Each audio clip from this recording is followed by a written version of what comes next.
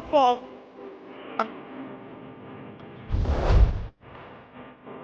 High skills, my it was solo from. Shorted them on a drill, they about to go out and perform. 35, 50, 40, 35, 25, 50.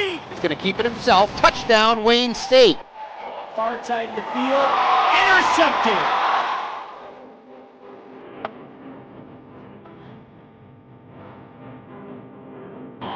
Touchdown, Wayne State Warriors.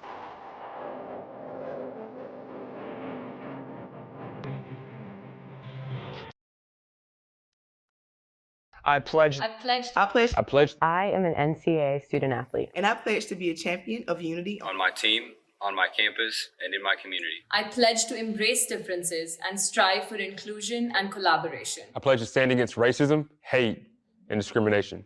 I pledge to strive for love, care, and forgiveness. I pledge to stand against silence, deceit, and obscurity. I pledge to strive for dialogue, truth, and understanding. I pledge to stand against fear and doubt. I pledge to strive for trust and belief in one another. I pledge to stand against complacency and stagnancy. I pledge to strive for change and growth. I commit to supporting my fellow student athletes in all circumstances that impact them. I commit to both choosing unity personally and encouraging it for all. I pledge these things because we are stronger together. United as one.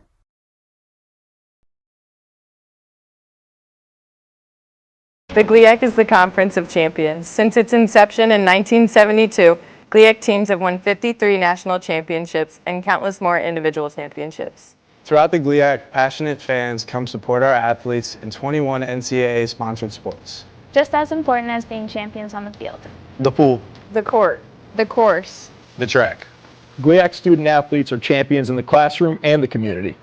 The GLIAC is. The GLIAC is. The GLIAC is. The Conference of Champions.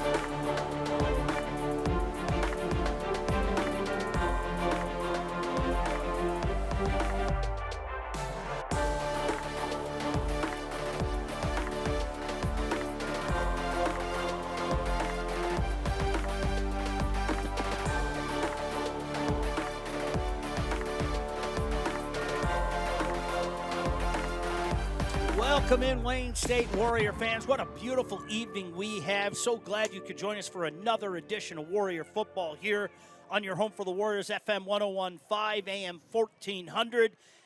And, of course, on the prep. So glad you could join us wherever you may be. He's Brady Beaton, former Wayne State Warrior D lineman. Tony Ortiz, the one and only down on the field, providing what T.O. does. I'm Sean Belegian, and Brady, we are ready to kick this one off. The Wayne State Warriors will be receiving, and your starting lineups are brought to you by the Metro Detroit Chevy dealers. Let's take a look at that Warrior offense that will get going first here tonight at quarterback. Hey, it's Champion Edwards' game. That's what our offensive coordinator Russell DeMasi said before the game. Look for a lot of number 17. Jeremiah Sterling will be the starting running back. You'll see Xavier Tyus. You'll see DeMarco Singleton back after missing a week last time. Miles McCatherine, Joshawn Lewis at wide receiver. Manny Harris in the slot. On the offensive line, you'll be going left to right. Tyler Schompert, Jaden Lewin, Aiden Tweedy, Will Edwards, and Charles Wesley will be those big hog mollies up front, hopefully creating a lot of holes for those specialists to run through. Yeah, really looking forward to this one. The Warriors, this is my favorite jersey. Sorry, no disrespect to any other. All green with that Warrior gold numbers and that two-tone helmet. Brady, I love this look. Sometimes less is more. In this era where everybody's trying to spice things up, you know what? I just think that's a classic. Look at that. The camera gets on that. We've just a classic We talked look. about this pregame. It's almost as if it's a modernization of uniforms from 30, 40 years ago. What's old is new again. You see it at this level. You see it in the NFL. And it's simple, but clean and classy. Never goes out of style. The great uniform matchup here. Yeah, no doubt about that. And a beautiful night, the shadows falling down on Tom Adams Field. Why don't we throw quickly to Tony Ortiz? After we deal with the kickoff, we'll throw it down to T.O. as we are underway. This one goes well out of the end zone. And with that, let's throw it to the third member of our broadcast team, Tony Ortiz. Tony? Good evening, Sean and Brady. Hey, the big question down here is which Wayne State team is going to show up for this game. Now remember, first half last week, disaster, 35-3, but the second half, Wayne State playing much better. So whichever team shows up, well, they're kind of hoping it's that team that shows up in the second half, and they can't afford to fall in that kind of hole to Indianapolis. Indianapolis, just too good a team, guys. 10 of their 11 starters on defense have experience in this defense, and so that's going to be something to watch as this game develops, which Wayne State team shows up in the first half. Amen to that. From your mouth to the good Lord's ears. Champion Edwards, shotgun formation. The give is to Sterling. Trying the right side. He's got some space over the 30. Good hard run. Give him 8 to start the game. Brady Beaton, that's the kind of start we were talking about. Well, last week had a similar start. And, Sean, you know, you've seen enough football. When you have the scripted start, you know what's going to happen. You always have a little more success. Keep building on that because we said pregame, hey, last week's second half, if you don't parlay it into the first half this week, doesn't mean a whole heck of a lot. That's a good first play. 2 receivers split near side, 1 far side. Shotgun formation from Champion Edwards, a young man from L.A. Fakes the handoff. He's got some space rolling out, looking downfield. He's got a man out there. Complete. Pushed out of bounds into Indy territory at about the 40-yard line. How about that?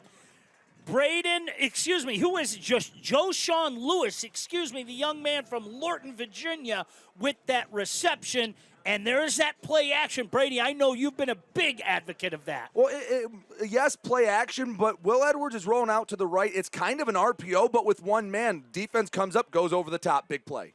Send a man in motion. That's Manny Harris, 1st and 10. The give is to Sterling. He's hitting the backfield. He's going to lose a few. That's going to be a loss of 3. Back to the 43-yard line, setting up a 2nd and 13. Jeremiah Sterling, young man, of course, from Benton Harbor, Michigan. I mentioned the quarterback, Champion Edwards. He's a transfer from El Camino Community College. Hails from Los Angeles. So 2nd and 13, 2 receivers far side, 1 near side. Lone setback is Sterling. Harris in the backfield. They fake the handoff. They're going to run the option. Edwards are going to keep it. Good job staying with him. How about that defensively? Cole Vile makes a big play, wraps him up for no gain, setting up a 3rd and 13. If he doesn't make that tackle, that might be a house call for Champion Edwards. That's a nice job. Old school running back or linebacker rather, with the neck roll coming up, making the play. Sound tackle to force 3rd and long. Quickly back up the Warriors. Clapping his hand once is Edwards. Now he's going to step out, look to the near sideline. He's got 2 receivers split outside. 1 on the inside. Sterling, the lone setback. 3rd and 13 for the Warriors, just underway. Empty look now as Sterling comes out of the backfield. Looking over the middle, firing, completing at the 35, making one man miss. He's got some work to do to get to that 1st down. He's going to be short. He's going to be short, Brady. They needed to get to the 30, and they're marking that at about the 31.5. I'd be stunned if the offense didn't stay on the field. You took the words out of my mouth. Go for it. You need to build that momentum. Nice job by Miles McCatherine. He slipped out of the initial tackle. That was about 5 yards after contact he got. That made the decision, I think, a lot easier for Tyrone Wheatley to keep this offense on the field. I like the aggressiveness here. The big man from Marysville, you're familiar with his work, checking in, DeMarco Singleton. Shotgun formation, Singleton, the only back, and we saw some movement up front. I think one of the Warriors flinched. Yep, on the far side. Got some movement, and now 4th and 7, I think you punt it. Well, they're going to be at about the 37-yard line. Okay. Punt teams lined up around special teams coordinator Antoine Robinson, and yeah, looks like Jeremy Terrace getting warmed up. I think that's the right call. Well, we got a kicker. Kid's got a little bit he of said leg. He said in the pregame interview he trusted from 55 plus, but the wind is kind of blowing towards the south. We're heading towards the north end zone. Sean, early in the game, now 4th and long, I like backing off here. Nico Davis with the snap, the young man from Brighton. Jeremy Terrace from Macomb going to punt this one away. Little pooch punt. Coffin corner, Angles gets a little bit of a Warrior bounce, bounces out of bounds at about the 5-yard line. So Terrace comes in and does his job. They're going to mark it down at the 6.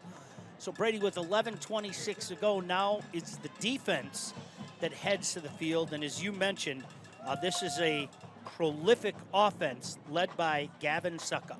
Yep. Sukup has been amazing for UIndy. Last year was basically a top 5 year of a UIndy quarterback. Any meaningful category, you'll find Sukup's name, and he's got a lot of green in front of him, but I'm not putting it past him to go down. Wayne State defense put in a good spot. Got to help him out. Sukup from Seward, Nebraska. Shotgun formation, stands on his own goal line. Low snap, back to pass. He's got time. He's going up top. Wants it all. Great coverage, triple coverage, as a matter of fact. That would have had to have been a perfect pass, but Sukup overshot everybody, and it falls harmlessly incomplete. So this is a play that doesn't show up on the stat sheet, but Gus Taylor pushed his man back, and Sukup couldn't step into the throw as much as he wanted to. He had his guard in that vicinity, so he couldn't step up. Throw wasn't great. That's what I talked about in the pregame. That's pressure. You won't get a stat for that, but it very obviously affected the throw. Warriors show blitz. Let's see if they bring it. 2nd and 10 from the 6. They're going to keep it on the ground. Gets a block, but that hole closed rather quickly.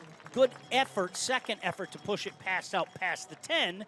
This should be Brady about a 3rd and 6 for this Greyhound offense. Get off the field here, and then this is why you punt. Push them back, play the field position game. Bringing some quicker personnel on the field, UIndy is. Get some pressure, keep everything in front, get off the field, and get that offense back out because they were doing some nice things. Well, big 92, Gus Taylor has been a force so far this season. Make no mistake about that. Love to get that bull rush up the middle right here and put some pressure on Sukup. Sukup claps his hands, empty backfield, back to pass.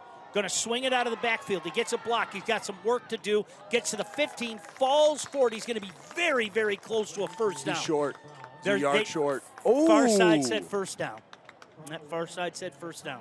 It must have been the angle, but they were very adamant about it. And, well, Wayne State not complaining. Just, I will default there. Yeah, he fell forward past the first down marker. I hate to say that, but he did.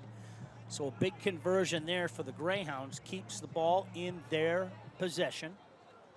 And now with a fresh set of downs on the Warrior 16-yard line. Sukup, shotgun formation, claps his hands once, twice, going to hand it off. Try the far side. Buried. Great job jumping in there by Caleb Coleman, the young man from Birmingham Groves. Transfer from Morgan State, and that's going to be a loss of 3, setting up a 2nd and 13. This was a guy Tyrone Wheatley was familiar with from his time at Morgan State. Brought him back to Detroit, and he has been one of the best players on this Wayne State defense from the word go. Nice job forcing the negative play to make it 2nd and long. 2 receivers split on the inside, 1 on the outside. Sukup looking over that defense. Low snap, fakes the handoff, back to pass. He's got time, he throws outside. Too far again for the intended receiver. Giovanni Laurent had a step on his man, but the pass was about 2 yards outside. And Brady, now another 3rd and long, this time 3rd and 12. Clock stop, 9:14 to go here in this first quarter, no score. Yeah, that wasn't a very pretty ball. Had a little bit of a wobble to it. Pocket was clean. That's a throw that you see Sukup step up, and you see that they have a step on the man. You go, uh-oh. Falls to the turf. Hey, sometimes you need a break. You got one. 3rd and 12. Got to get off the field. Empty backfield, trips, split near side. Now one in motion from the far side to the near. Sukup back to pass. He's got time. He fires. 1st down. Just, you give a guy like that too much time, one of his receivers are going to break open. That's exactly what happened, Brady, up to the 32-yard line. It was Carl Ware and Justin Hart. I don't think they had a good feel for where the receivers are. Everyone was deep down the field. There was no underneath route. They have to keep getting depth there, and found the soft spot in the zone. That's an easy pitch and catch. 1st and 10 now for the Greyhounds up to the 32-yard line. No score yet. Bunch formation on the far side. Now they switch to the near side. Sukup claps his hands once, twice. Sideline was trying to make a adjustment. Play clock down to 1. They get it off. They're going to swing it out. Complete at about the 31. Gets a block up past the 40 and close to a 1st down. Boy, it didn't look like that play was going anywhere, Brady. And the next thing you know, he's 9 yards down the field. Connor Kennett, the big tight end for Indy. He took it on a little bubble screen, and the 230-pound frame worked downhill, fell forward for a big 1st down gain. Nice hustle, though, from Wayne State's Jordan Lewis to come from the D tackle spot over to make the play on the perimeter. That's something you like to see. You can work with effort like that. 2nd and 1 now. Sukup fakes the handoff. Pressure comes up the middle. He wants it all. Going up top, thrown into double coverage. Great coverage out there. Got to give the Warriors DBs credit. They've taken their shots 3 times already, Brady, and it's been great coverage downfield. Well, 2 of them, yes, very good coverage. The one you got a little bit lucky. A pocket holds up, blitz comes late. And again, another throw that doesn't have the tightest spiral to it, a little off. They're trying to...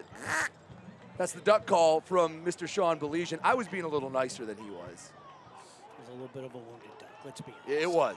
That's the 2nd one we've seen. You ever gone duck hunting? I have not. 3rd and 2. Sukup going to hand it off just over the right side. Boy, nothing fancy, Brady. They knew where they had to get. They get the yardage and then some up to the 45, and a fresh set of downs for the Greyhounds as they have moved it from their own 6 to now the 45-yard line. UIndy 3 for 3 on 3rd downs this drive, and Sean, it gets a little frustrating from Wayne State, but the glass half full approach, you've given up how many yards, or they've been on the field for so long, they're not even past midfield at this point. You still got a lot of green behind you. Sukup claps his hands, sends a man in motion far side to near, now back. Going to keep it on the ground, going nowhere this time. Good job by the interior line, getting some pressure out there. Jaden Acker, the redshirt freshman from Cedar Springs and Canoa Hills, with the initial contact, and then the boys came to help him, Brady. Yeah, that's a lot of eye candy for a simple run up the middle. Nice job. There's a couple different players in there. Justin Hart got in there. Carl Ware, I think, made the tackle. Nice job by that D-line holding strong. 2nd and 9. Sukup fakes the handoff. Clean pocket. The pressure comes from the outside. He has to step up. He fires it out. Look out. Space on the outside. Got the 1st down and more into Warrior territory. Dances out of bounds at about the Warrior 39-yard line. Improvisation at its finest right there. It looked like Sukup was going to take off and run, and they said, oh, no, you know what? I'm going to kind of flip it out a la Brett Favre style. Well, it was a nice pass rush from Colby Horn initially. He's got those long arms. He had the bull rush. But after 2 or 3 steps, you have to disengage. You have to rip off because at some point the guard's still blocking. You rip off, and then there's no room for Sukup to step up. Man in motion again. Fresh set of downs. They keep the ball on the ground. Some space over the right side. Boy, oh boy, good little cut there. It looked, again, Brady, like it was going to be maybe a gain of 2, but he just cut it outside and pushes it up to about the 34-yard line. Give him 5, setting up a 2nd and 5. Wayne State doing a good job keeping things in front of them because at this rate you hope that there's going to be a negative play over the long term, but UIndy getting just what they need right now. Someone step up, force another negative play right here. Sukup looking over that defense, claps his hands, fakes the handoff.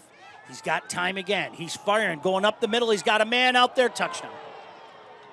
That time, a perfect pass to Caleb Carver, and the sophomore from Mount Juliet, Tennessee, makes the Warriors pay. How about that, a 94-yard drive for the Greyhound offense? I believe that was a drag and up type route. And when you have the amount of time, 1, 2, 3, 4 seconds in the pocket, it's asking a lot of your DBs, especially when they're in man coverage. And those are the throws we know Gavin Sukup can make. Didn't miss that time. And that's a methodical, surgical drive from the Greyhounds. Snap is down, the kick is up, and the kick is good. Timeout on the field, 5:14 to go. UND takes a 7-0 lead on your home for the Warriors, FM 101.5, AM 1400, The Patriot, and The Prep.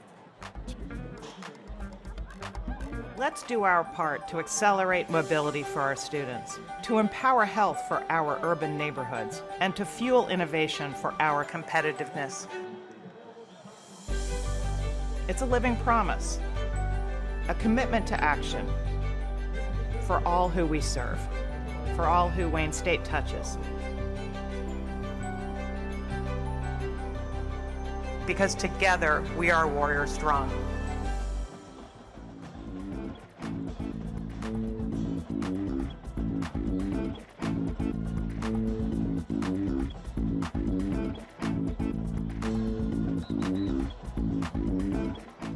Welcome back, Warrior fans. So glad you could join us on a beautiful night down here in Midtown Detroit. UIndy with a 7-0 lead over your Warriors with 5:14 to go in this first quarter. Warriors about to get the ball back, though, Brady Beaton. And let's give credit where credit is due. I think that they had a good job, Brady, of driving it on that first run. They were ready to go for it on 4th and 1. Unfortunately, a false start moving back, and they punted it away. A better start than last time. The defense did a lot of things well, but gotta finally make that third down play. You had them 3rd and long a couple times, and UIndy, being a very veteran team, being a very solid team, made the plays when they needed them most. This kickoff just into the end zone. You could tell, make no mistake about it, Dantes Hicks wanted to run that out, but it just kind of sailed over his head and into the end zone. So we'll take a look at this Warrior offense, some extracurricular activities, some body hitting the turf, but no yellow hankies on the turf. So we'll keep an eye on that. Want to see what the Warriors come out with now that things maybe aren't as scripted. How do you answer? Because the first drive, Sean, last week went very well. Then they didn't get it going again to the second half. Let's stack some positive drives. This time, let's end with points, please. Yeah, Champion Edwards shotgun formation. Xavier Tyus checks in. Delay to Tyus. Tyus hit in the backfield, has to dance and plunge his way forward. Maybe a gain of a foot. Maybe. It went from the backside of the 25 to the front of the 25. Yeah. So we'll give him a foot. No TFL. 2nd and long now. Clock running, 4:50 to go here in this first quarter. 2 receivers outside, 1 inside. Champion Edwards, shotgun formation, going to swing it out. High pass, but brought down. Good catch. Heck of an effort by Reba to bring that ball in. He's able to take it up to the 30, making it a much more manageable 3rd and 5. And that's about the bare minimum of what you want on 2nd and long. 2nd and 10, 2nd and 12. What you want to do is cut that distance to 3rd down and half. Simple little out, gets it to the 30. All right, 3rd and 5, a lot more manageable. The playbook still fairly wide open for this Wayne State offense. We've got Tyus and Harris in the backfield. Direct snap to Champion Edwards. 1st down and more. Look at that cut. Past the 40, and he shows some speed into Greyhound territory and forced out of bounds at the 45-yard line. Can't put a price tag on an athlete, and Champion Edwards is just that. You took the words out of my mouth, Sean. Sometimes you just let your athletes go be athletes. Hey, you got a dude in Champion Edwards, you get him in space, he does things like that, making guys miss with a little bit of shimmy, a little bit of wiggle, and they put it in the hands of 17. Not only did he get him the 1st down, he got him into Greyhound territory. Tyus stays in, lone setback, 2 receivers split near side. Reba, 2 tight end formation. Claps his hand once to Edwards, going to hand it off to Tyus. Tyus finds a hole inside the 40, brought down at about the 39-yard line. Give him 5.5, setting up a 2nd and 4.5. And that play was made by the play before. That's a long read by Edwards in the backfield. He's holding.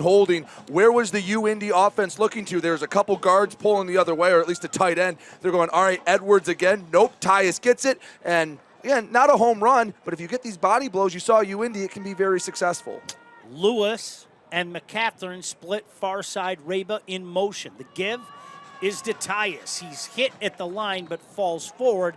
Ends up picking up about 2, setting up another 3rd and short. Now, Brady, this is about the same part of the field that the Warriors' first drive ended. You'd love to see him convert here in what, again, could be a 4-down territory conversation? Yeah, I would call this play as if I'm going for it on 4th down.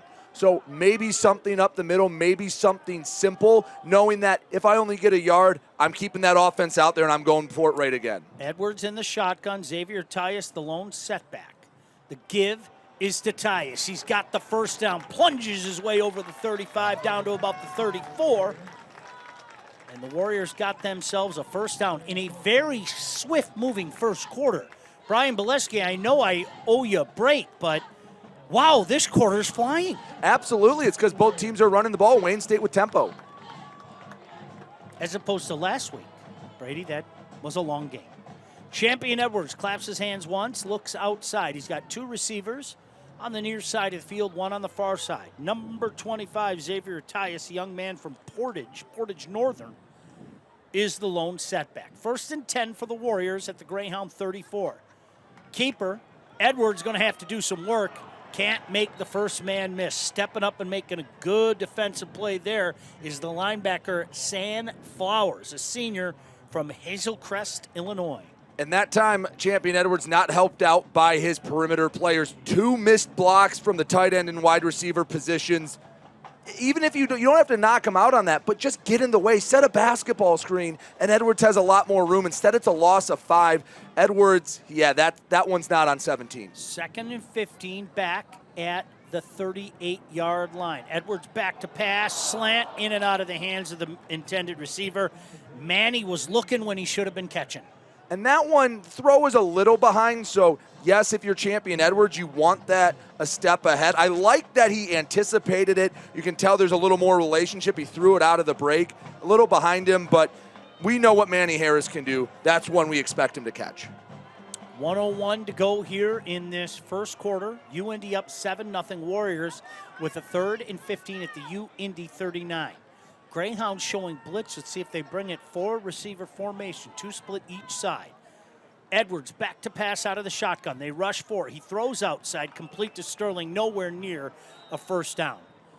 Picks up about 4 on that play, down to the 35-yard line. So decision time for the Warriors. If they go for it, it's 4th and 11. Is this in the range where they might feel comfortable to send their kicker out there? If that play took about 10 more seconds and the quarter ends and we flip the field and then you have the wind at the back, I think so. But with there being about a 10-second difference between the game clock and play clock, the punt's the right move, as frustrating as it is. Maybe you keep the offense out there and you try to get a free 5 yards. Maybe that puts you in the range, but yeah, punt is the right call. Terrace is going to punt this one away, looking for the coffin corner. Now far side of the field, gets a bounce and unfortunately into the end zone. Timeout on the field with 7 seconds to go here in the first quarter.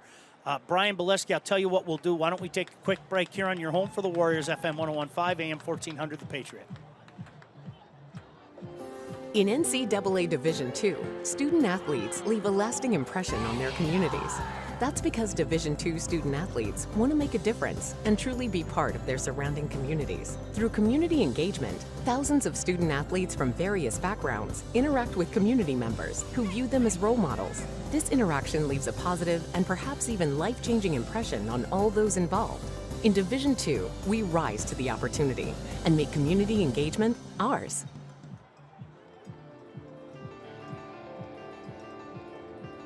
Welcome back, Warrior fans. Final few moments here of this first quarter. UIndy with the ball, 1st and 10 on their own 20-yard line, up 7-0. Going to keep it on the ground, some space out over the 20.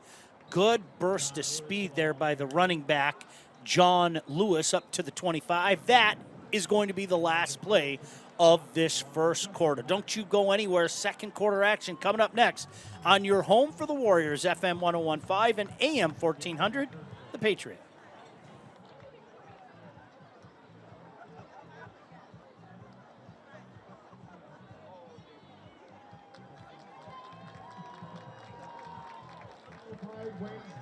End of the first quarter here at Adams Field. Indianapolis leads Wayne State 7-0. Next week, the Warriors will head to Missouri for a road game against Truman State. They beat Wayne State by 34 points when those teams met last year at Adams Field. Kickoff will take place at 2. The following week, the Warriors will begin GLIAC play with a road game against Michigan Tech. Kickoff for that contest will begin at 12 noon. So far, so good. Last week at this time, Findlay had a big lead on Wayne State. So far, the Greyhounds lead the Warriors 7-0 at the start of the second quarter. Let's take you back to the booth now for the start of the second quarter. Here is Sean Belesian and Brady Beaton. Welcome back, Warrior fans, on a, you ready, Brady? Yes. Picture perfect evening here. Oh, I thought you were going to go with picturesque. Picture perfect. Okay. You could use picturesque if you wanted. Really, Midtown Detroit. Some of the leaves need to have a little more color, I think, for it to be picturesque. I would like that, yeah. You know how I am. I Maybe get a birch infatuated tree or with two that. out there. Well, don't. Now you're just being mean to me. We're playing all the hits right now. Yeah. But no, really beautiful night. 7-0 U Indy on top here. Tony Ortiz down on the field. Brady Beaton, who once had a pick 6 against Davenport his senior year. Very memorable play. I'm Sean Belesian. Hi. Hi. 2nd and 5 for U Indy. Going to keep it on the ground. Boy, again, these running backs after contact. Again, John Lewis has done this 2 straight carries. He's hit at the line of scrimmage, and he just keeps moving. 5-yard carry on the first down carry, 5-yard carry on the second down carry, and that's another first down for the Greyhounds. And it's not broken tackle, Sean. You're right. He carries. He got hit, what, a yard, maybe 2 past the line of scrimmage. He kept the feet moving. That's what you need to see from the Wayne State defenders. Hit, keep those feet driving, and bring him down, because it could be 3rd and about 6 right now. Instead, it's 1st and 10. 2 receivers split near side, 1 far side. Going to keep it on the ground once again. Gosh, John Lewis again hit about a yard after the line of scrimmage and able to move it all the way up to the 35-yard line. Brady, you're never going to guess what the result is. Gain of about 5. A gain of 5. Yeah, hit at the 33. He gets down right at the 35, or the 32 rather, then makes it to the 35. 5'10", 197-pound senior from Hermitage, Tennessee. Sukup shotgun formation. Lewis, the lone setback. Fake the handoff, throw near side, completed about the 38. First down past the 40 and out of bounds at the Warrior bench is Anthony Crowell, another young man from Tennessee, Lebanon, Tennessee. You know, I like the way Caleb Coleman's been playing, but when you come that free on a blitz, you have to know that ball's coming out quick. Get those hands up sooner. Go, put both those hands up. Probably knock it down because you were right in Sukup's sideline or sight line. Get those hands up. Get a ball batted down. 2 receivers split on the outside, 1 on the near side. Lone setback again is John Lewis. Sukup looking to the far sideline. Warriors show blitz. Sukup points, claps once, claps twice, fakes the handoff back to pass on first down. Fires complete at the Warrior 40 and dancing out of bounds at about the Warrior 35 is Crowell. Brady, I hate to say it, that's just too darn easy. Yeah, Sukup was able to identify the blitz. He saw that Banks was coming on that play, and all the time in the world, he got lucky on that first drive where he missed a throw, and he had pretty good coverage on a couple, but you can't let him sit in the pocket like that and have all day to pat. All right, there's my spot. First down to the 31-yard line, as a matter of fact. Quickly back to the line of scrimmage, keeping it on the ground is Lewis. Lewis stumbles in the backfield, regains his footing, punches it past the 30 to the 29-yard line. So that time only a gain of a couple. So glad you could join us wherever you may be. 12:15 to go here in this second quarter. U Indy with a 7-0 lead, but they threaten again, Brady.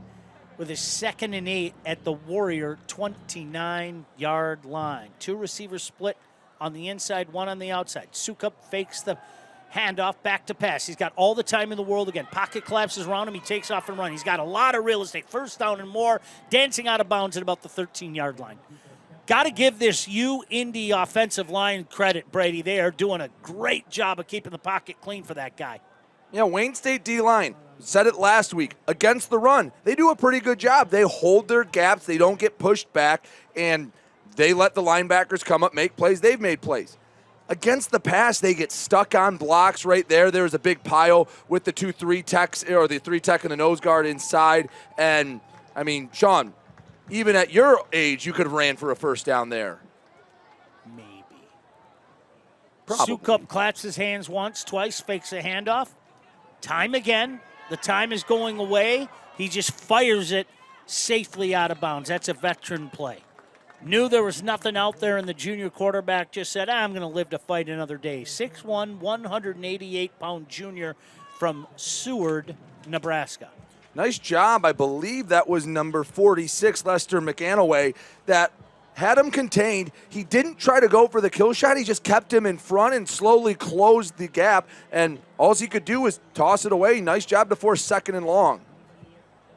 2nd and 10 from the 14-yard line. Sukup looking over that defense, claps once, twice, 3 times a lady, going to swing it out of the backfield. Makes 1 man miss.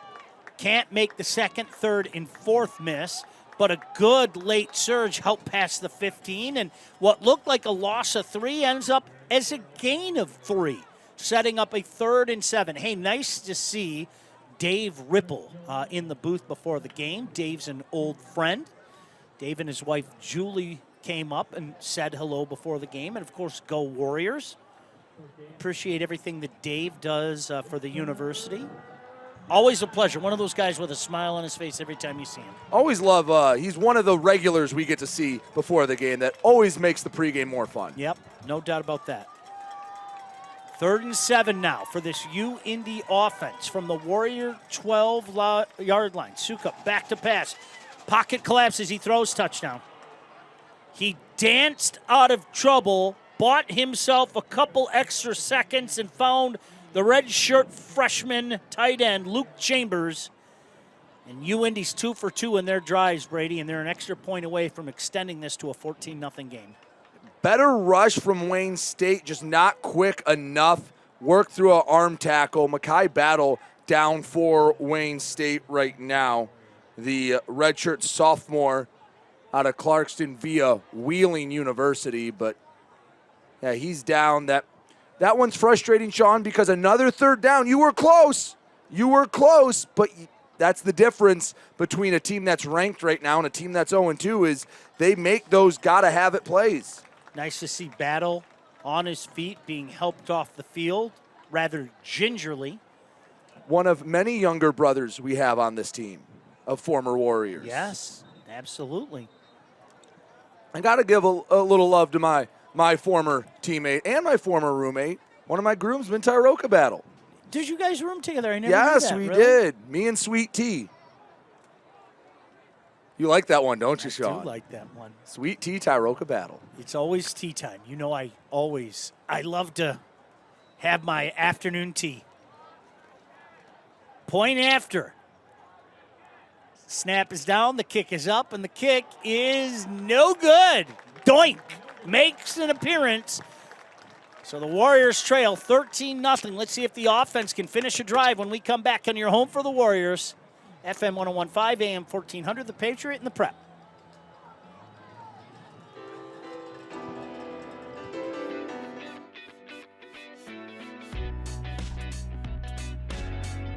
As soon as you walk in the building and step foot on campus, you're a Warrior. That means working hard, be driven, stay disciplined, and focused. What drives me to be the best I can be is my parents, for sure. They have been wonderful role models in my life. Just everybody around me, you know, if they could see me working hard, being successful while doing it, I feel like that's contagious. I play here because I feel like it gives me an identity. It kind of is helping me grow and become the person that I want to be in the future. It has given me immense opportunities that I can't even explain. I live in Detroit because it is a beautiful city. Everything about it, it's like it becomes your home. It gives me pride knowing that I can walk on Wayne State's campus and not just be a student. I can represent the school in multiple ways. You wearing that badge and like that's what you're putting out to everybody else. So Wearing that W, it means everything. Everybody, when they see you or when they know you, like, oh, that guy's a warrior.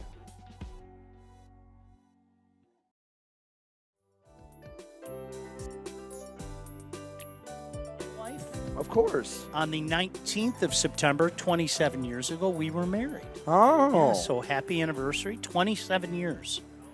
Well, if you're Are you 27 yet? I'm 28. Wow. If So we're you giving were shout-outs, one when we got married. Yes. If you want to give I'm not shout-outs for September 19th, it was my lovely wife, Abby's birthday that day. Happy birthday, So September Abby. 19th, a special day in this booth. Yes, absolutely. I'm not sure my wife would agree with that, but somehow 27 years later, she still puts up with me.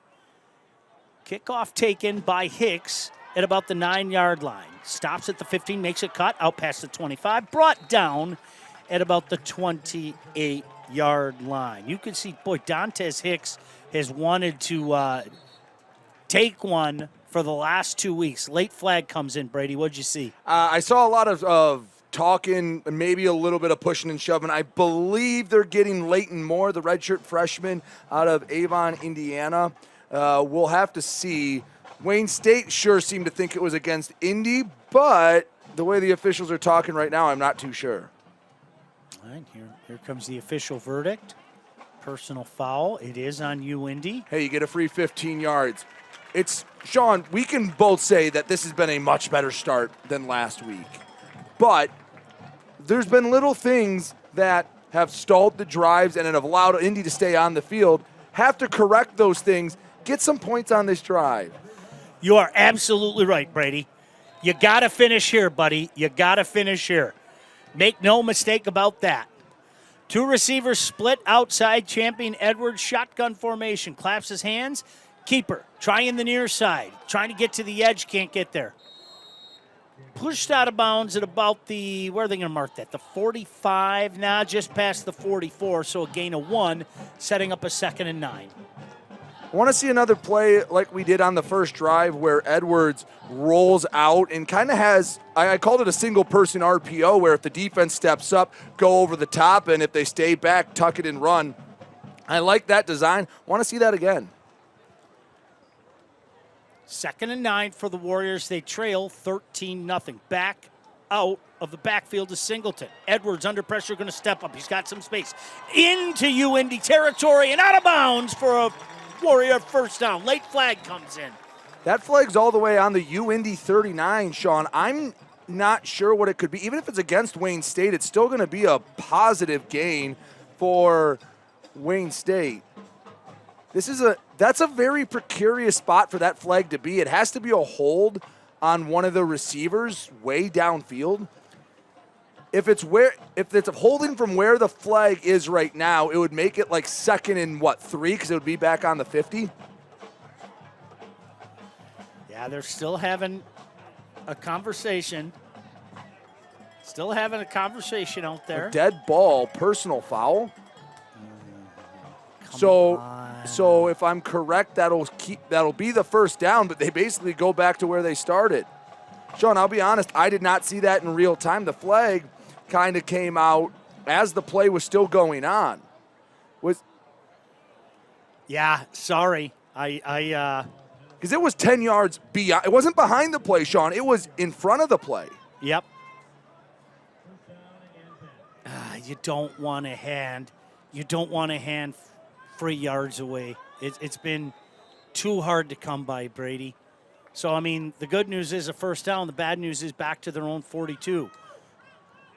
Keeper for Edwards, tries the option, tries to spin out of a would-be tackler, does, but fortunate just to get back to about the line of scrimmage. That'll be a no gain, setting up a 2nd and 10. Clock running, 9:05 to go here, second quarter. UND on top, 13-0. This is where someone from Wayne State, whether it be Champion Edwards, one of the backs, or receiver, someone needs to step up and be the leader on this team. Hey, you had those yards taken away.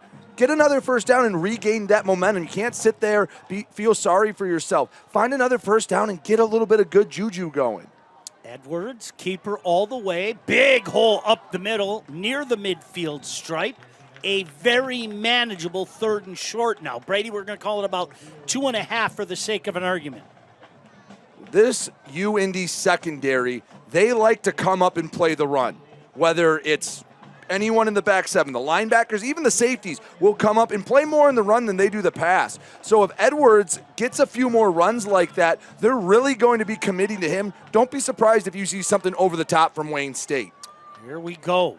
You can see Edwards looking over that defense right now. Big 3rd down. Man in motion near side to the far. Going to try the option again. Edwards is trouble. He's going to go down all the way back at the 42-yard line. I don't know if that was an option or a fake on the handoff to Sterling, but if it was an option and not just a design fake, and I think it was a design fake, that was a bad read, but UIndy knew what was coming there and took any chance of another 4th down attempt out of the question, and, well, another chance going on to punt. This is Avery Birch punting. I noticed that.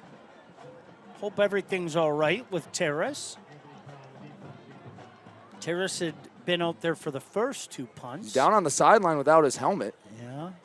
Maybe some tomfoolery coming. Let's see. Here's a snap. Rugby-style kick. Line drive. Takes a big Wayne State bounce inside the 10, inside the 5, and rolls out of bounds by itself at the 3-yard line. Heck of a punt there. Love to see that, Brady Beaton. How about a tip of the cap to Antoine Robinson, special teams coordinator. Puts a different punter out there and pins UIndy inside the 5. There's a quality guy there. Make no mistake about it. You want to Robinson. Talk about a guy that's green and gold through and through. No doubt. Former player. He's the one coach that kind of helped the transition when Coach Wheatley came in here. He won't admit it, but he did a heck of a job keeping the ship afloat while the coaching search was going on. Brought in a lot of these players. He's done a lot for this program, and it has not gone unnoticed. No, absolutely not. And when you say it to him, you know what he does? Just shakes his head. Goes, Yeah, rolls his eyes, shakes his head. Just a good dude. Sukup in his own end zone, going to hand it off. There's some space up the middle, out past the 5, all the way up to the 9-yard line. Boy, I like the way this guy runs the ball, Brady Beaton. John Lewis, the 5'10", 197-pound senior. Yeah, word of the day for him is GLIAC. Got hit at about the 5, made it to the 10. Maybe have to lower that pad level a bit, maybe eyes through thighs, try to upend him because he's carrying defenders an extra few yards. Sukup going to turn and hand it to Lewis again. Makes one man miss, tries to make 2nd and 3rd miss, gets up to about the 11-yard line. You know what reminds me, Brady, of your boy from Marysville? Yeah, you don't see DeMarco Singleton tackled for a loss very often, and that's the way Lewis looks right now. No, he runs hard, he runs angry. That time, Braden Verdeveld did a really nice job coming up, the Hudsonville product. Stopped those legs from going. One man wrapped him up. Verdeveld came and down the football, forces another 3rd down. Sean, let's get a 3rd down stop here. They've had him within their grasp. Get one here deep in their own end. Lewis, the lone setback. Warriors show blitz. Sukup back to pass. Throws near side. Completes it at the 15. 1st down. Finally brought down past the 20 at the 21-yard line. The pass complete to number 1, Marquez Gillum. The tackle made by number 1, Caleb Coleman. Feels like death by 1,000 cuts right now, doesn't it? Absolutely it does. It's jab, jab, jab. Maybe a little bit of a hook, but nothing big. But jab, jab, jab. And that's just what UIndy's doing. Very slowly moving the ball, matriculating the ball down the field. So 1st down, 2 receivers split outside, 1 inside. Now man in motion from the near to the far. Going to keep it on the ground to Lewis. Lewis makes a cut, gets outside, carries it very close to a 1st down, and they're going to say he got there. I'm telling you what, there's no way in Hades he got there, but the officials said move the chains anyway. Sean, if I'm being honest with you, from a defensive perspective, I'd rather them give them the extra yard instead of having it be 2nd and a foot, 2nd and a yard, because then they can take a shot. They're probably getting the first down anyway. They get that extra yard and it's 1st and 10 at their own 32. Yeah, then you hit the reset button on the set of downs. I don't mind that. Sukup in the shotgun. Sends a man in motion again. The give. Outside again. Boy, nothing fancy. They're just finding those holes, and that is carried up around the 40-yard line, and a late flag comes in. I think they're going to get him for a late hit, Brady. Well, it starts with the DB, Jonathan Tillman. He loses contain. It was a really nice job, I believe, Carl, where he holds the edge, or he spills everything, rather, to bounce it outside. So Tillman has to be the guy that comes up and keeps everything inside of him and downs the ball. He loses contain, and that's why it went from maybe a 2 or 3 yard gain to an 8-yard gain, and then you give him a free 15. Sean, you can't do that against a nationally ranked team. No, sir. That's 2 drives in a row. You saw it. The offense gave 15 yards up, and now the defense gave a few free 15 yards. By the way, Garrett Sherrill, the freshman out of Indianapolis, checks in, and he got that carry. So now UIndy with a 13-0 lead, sets up shop with a 1st and 10 at the Warrior 45. Sukup pointing at the defense, fakes the handoff, back to pass. He's got time. He's going up the middle. He's got a man out there. Touchdown. Alonzo Derrick, the senior from Fort Wayne, Indiana. And just like that, the Greyhounds have extended their lead. And what is disconcerting, Brady Beaton, 3 possessions, 3 touchdowns. And that was the biggest play of the day so far. But, Sean, I know Gavin Sukup's a very good quarterback, but you give any quarterback this kind of time, this kind of room, and you let their receivers go on double moves, these long developing routes, they're going to hit those throws, especially when you have a very talented QB in Sukup. Kick is up, and the kick is no good. Boy, they're 1 of 2 on their extra point attempts, but they extend their lead to 19-0 on your home for the Warriors. FM 101.5, AM 1400, The Patriot, and The Prep.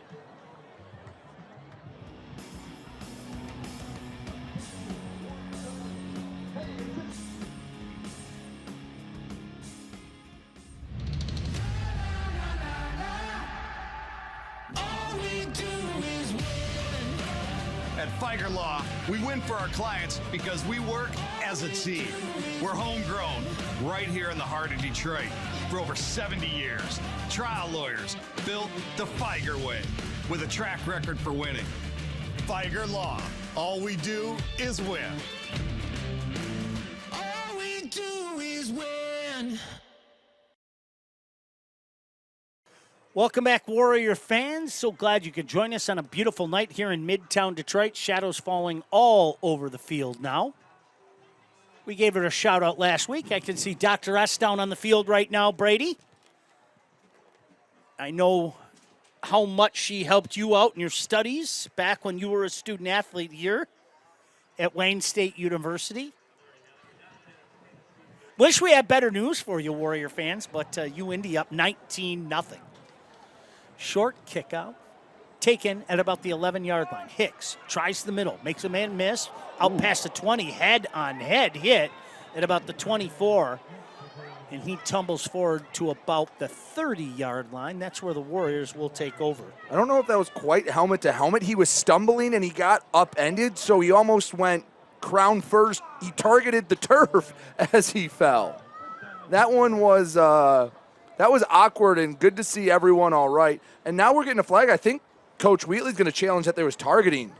Because here's the thing with targeting, Sean. It doesn't necessarily have to be helmet to helmet. You're right. If I lower the crown of my helmet and hit you in your big toe, by the letter of the law, that's targeting. And Yeah. I don't know if you can you challenge targeting? You know what? I thought it was coincidental contact because Hicks got kind of upended and was coming down when a guy was trying to But make I don't a think tackle. he made contact with the I don't think helmet. he did either, pal. I agree with you. Tyrone Wheatley was adamant on that one. He threw that red flag out instantly. So I think they're going to take a look at this, Brady. Going to head over to the north end zone. Now, shame on me for not knowing. I didn't know if targeting is challengeable. I'm assuming that's what they're challenging. I don't know what else it could be if it's not. Yeah. Well, the Warriors looking for something right now, Brady. You know, they've moved the ball. It almost reminds me of a spread offense, though. You know, where a spread offense is moving the ball really well between the 30s or between the 20s. The Warriors just haven't been able to move farther than that. And it's been one thing that set them back. When they stay on schedule, they do a nice job. It's getting out of your own way a little bit. UND's done a nice job. Let's take another look for those at home watching. Yeah, he lowers the crown of the helmet. He only hits him in the arm, Sean.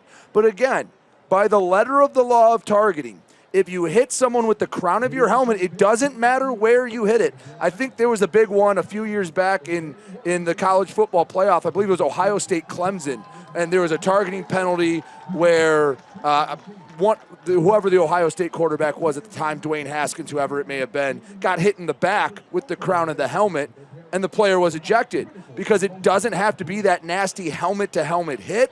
It just has to be with the crown of the helmet. That's to protect the defender. This might be a good challenge by Tyrone Wheatley. Let's see. They're done with the review. Yeah, they're coming out to the center of the field. Let's see if they have a conversation with Coach Wheatley first. 4:01 to go here. There was no targeting. 4:01 to go here in this second quarter, and the Warriors trail 19-0. Take a look at the replay here. Yeah, he does. He misses him. Yeah, he missed him. That's a heck of a camera angle right there. Because from every other one, it looked like the head got him. He just missed him. It was the shoulder. That's a nice job by our camera crew. Well, do you know where Alex is from? Livonia. That's right. Trip receivers far side. Champion Edwards in the shotgun. Lone setback checking in is Xavier Tyus, the young man from Portage. Edwards back to pass. He's got time. He looks. He fires. Got a man open at the 40. Caught up to the 35 and brought down at the 39-yard line. Sean Lewis. What have I been saying about UIndy's offense this whole time? If you give a quarterback all day, he's going to make a throw. Well, you gave Champion Edwards all day. He could have pitched a tent, started a fire, roasted a marshmallow by the time he threw that ball. Big gain for Wayne State, and now 3.5 minutes to go. Whole playbooks here at the 33. 19-0 UIndy on top, but the Warriors threatening. Edwards pointing out the defense. Sends a man in motion. Going to keep it on the ground. Tyus tries the left side. Not a lot of space up there. I think both sides of the ball, UIndy doing the job controlling the line of scrimmage, Brady. Yeah, there hasn't been a lot of runs up the middle. There was one that Edwards had on a delayed run up the middle, but everything that's been big for Wayne State has been on the perimeter for them. They haven't been overly dominant. There hasn't been a lot of TFLs, hasn't been a lot of big push, but yes, they're holding the line. 2nd and 10 for the Warriors. They threaten again, this time at the UIndy 33. Edwards back to pass. Throws near side out of the reach of the intended receiver, Manny Harris. And now the Warriors are looking at a 3rd and 10. Boy, did you ever bite your tongue? I have. Oh, my goodness. That one's bothering you, isn't it? You did it pregame. You're a late add to the injury report. Well, I'm going to play through it. You showed up as questionable about a half hour before kickoff. Trip receivers near side. Champion Edwards shotgun formation. UIndy shows blitz. Let's see if they bring it. I think this is 4-down territory. They might not throw to the sticks here. Reba, the tight end, lined up outside as well. High snap. Edwards settles it down, steps up in the pocket. He's got a lot of room to run. He's looking for a block. He dances inside the 30, knocked out of bounds at about the 28-yard line. So Brady, again, we talked about it much like previous drives. The drive kind of stalls. This time they're sending out Griffin Milovansky, the young man from Saugatuck, to attempt what should be about a 45-yard field goal. And I think that this decision was influenced by UIndy missing that last field goal. A field goal or last PAT rather for UIndy. If this field goal is good, it turns a 3-possession game into a 2-possession game. You cross that barrier. I don't mind the kick here. All right, this is going to be actually about a 46-yard kick. The snap is down, the kick is up, and the kick is good. Milovansky, with distance to spare, Brady Beaton gets the Warriors on the board. He has been as consistent as they come. Again, a lot of great kickers to come through Wayne State. He is right up there with just about anyone you can name. We really have had just a nice run of kickers here. We really have. So Griffin Milovansky, where he sits all time. You want to go to field goals, that puts him alone in third place all time. That's his 34th made. He is 6 off the record. Only Stefan Terlecki and Paul Graham, back-to-back kickers, made 39 and 38 respectively. That puts him still 12th all-time in total points scored. So you look at the Wayne State record books, you're going to see Griffin Milovansky's name. All right. Still 1 minute and 59 seconds to deal with for UIndy. And folks, if you're just joining us, 3 possessions, 3 touchdowns. Now this is the big one. That kick crossed the 2-minute timeout, 2-minute stoppage, the 2 minutes stopping up the clock, anything but the warning. And so that takes a timeout away from UIndy. Got to keep them off the board here. No they doubt. get the ball to start the second half. Got to get to the locker room at a 19-3 game. The young man from Saugatuck, Milovansky, set to kick this off to the south end zone. Deep kick, going to go well into the end zone. Well, that went about 12 yards deep.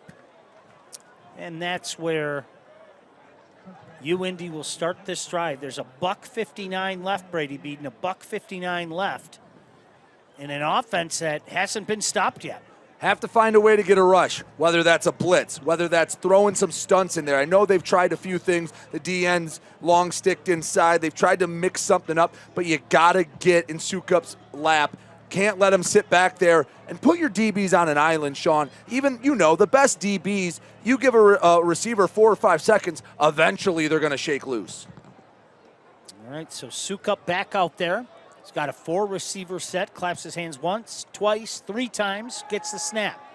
Back to pass, all the time in the world. Got a man wide open at the 40-yard line. He's going to dance out of bounds up at about the 48-yard line. Breakdown out there as Crowell wide open, the sophomore from Lebanon, Tennessee. And just like that, they're already at their own 48. And he started on this side of the field near the numbers. He ran an in route, and he didn't catch that till he was on the other side of the hash. That tells you how long he had to go all the way across the Wayne State zone. Just way too much time. Sukup claps his hands again, back to pass on first down. Throws it near side, Crowell again, complete. Gonna dance out of bounds up at the Warrior 41-yard line.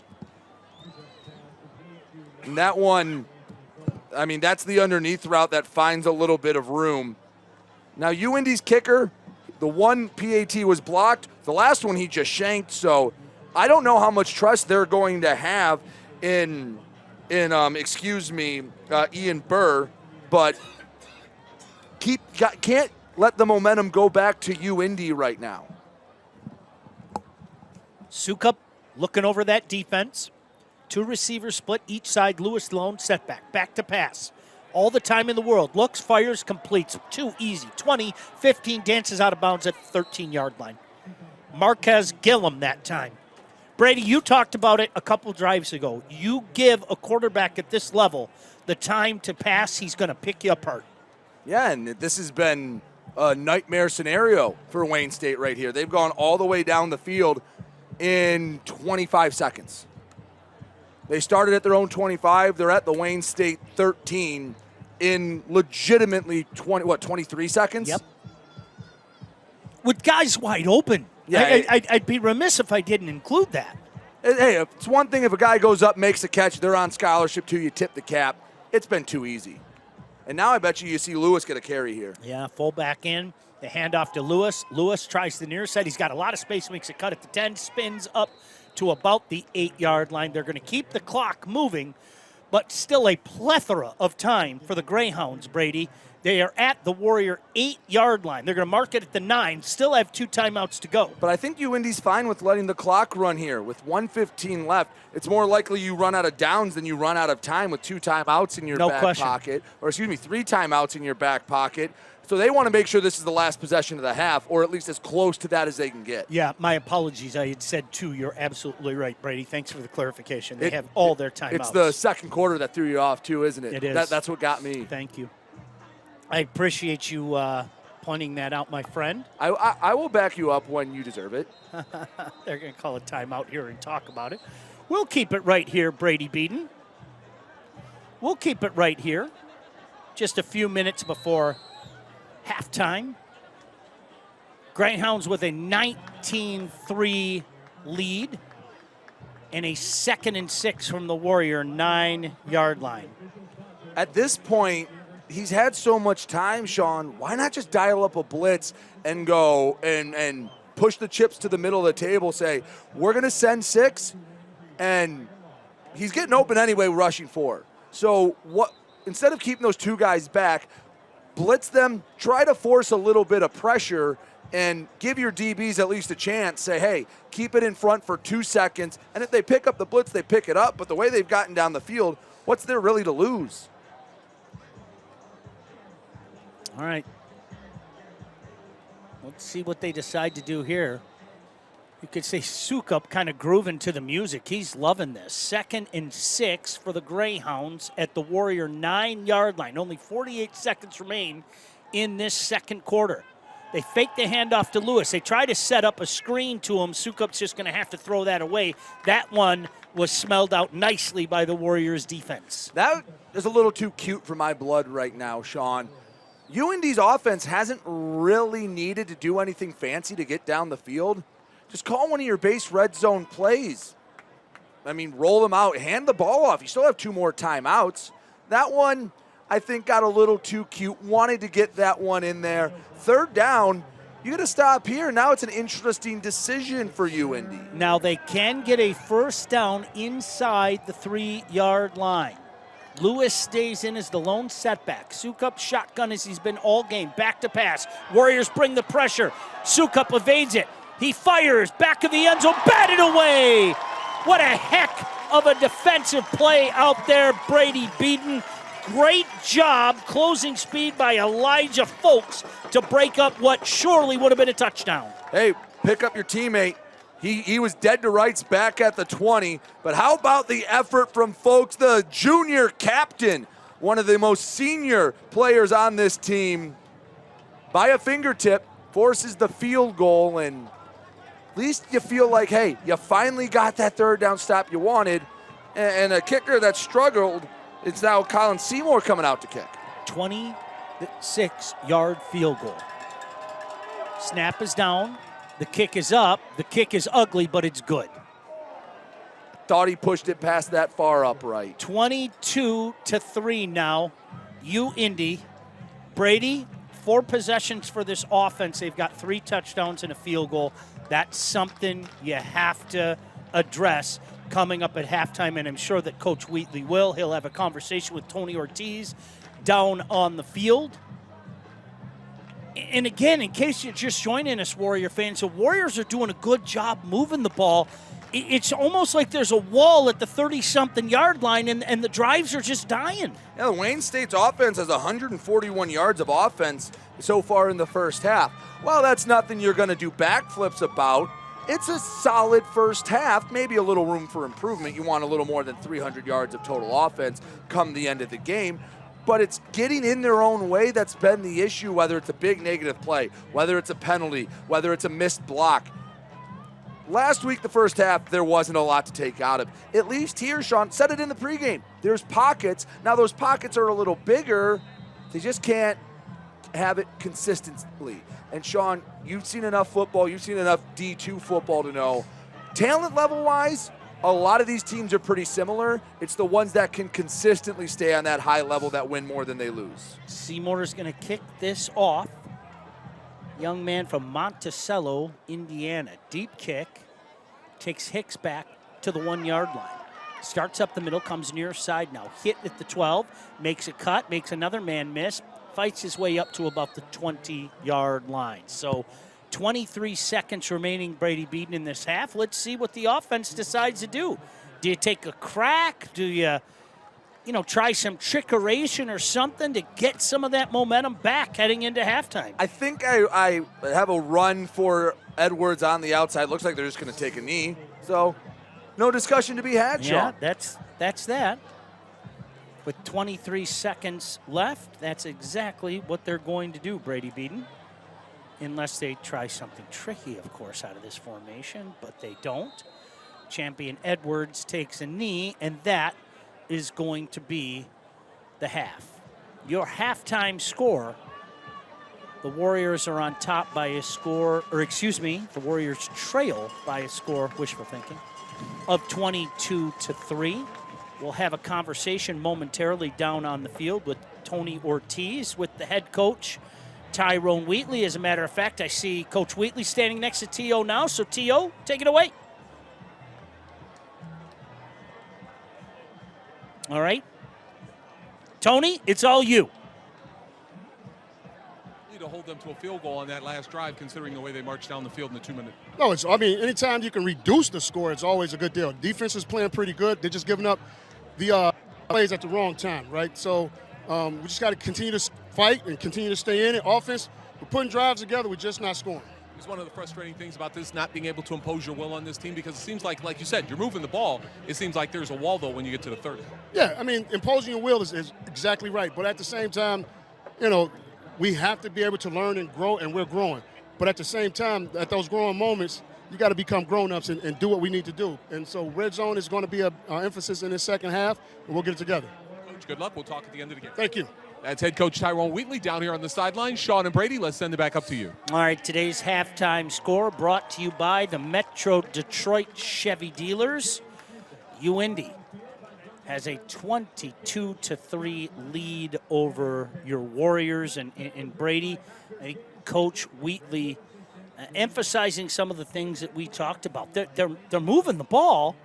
They just get to that spot, and it seems like the drives just are dying around the 30-something yard line. Well, it's the double-edged sword. Yes, you have young kids that are taking steps forward and growing up and starting to play better. But UIndy and Findlay and Tiffin, they play like the grown-ups. They play like programs that are playoff contenders. 2 of the 3 were in the playoffs last year. So you're going up against some of the cream of the crop, and you're going to have more teams like this. But they don't care that you're grown up. It's not their problem, Sean, and they've shown that. The offense, hey, they've had a decent first half. Obviously room for improvement. They only got 3 points, but some positives. It's the defense this week, Sean, where you're going. They need to figure out, particularly up front, getting a pass rush, better coverage in that first drive, but there were some wide open receivers after that fact. We'll come back and look at some of the numbers, also have a conversation of interest for you as well as our halftime show starts on the campus of Wayne State University. Wish we had better news, but right now it's UIndy 22 and your Warriors 3 on your home for the Warriors, FM 101.5, AM 1400, The Patriot and The Prep.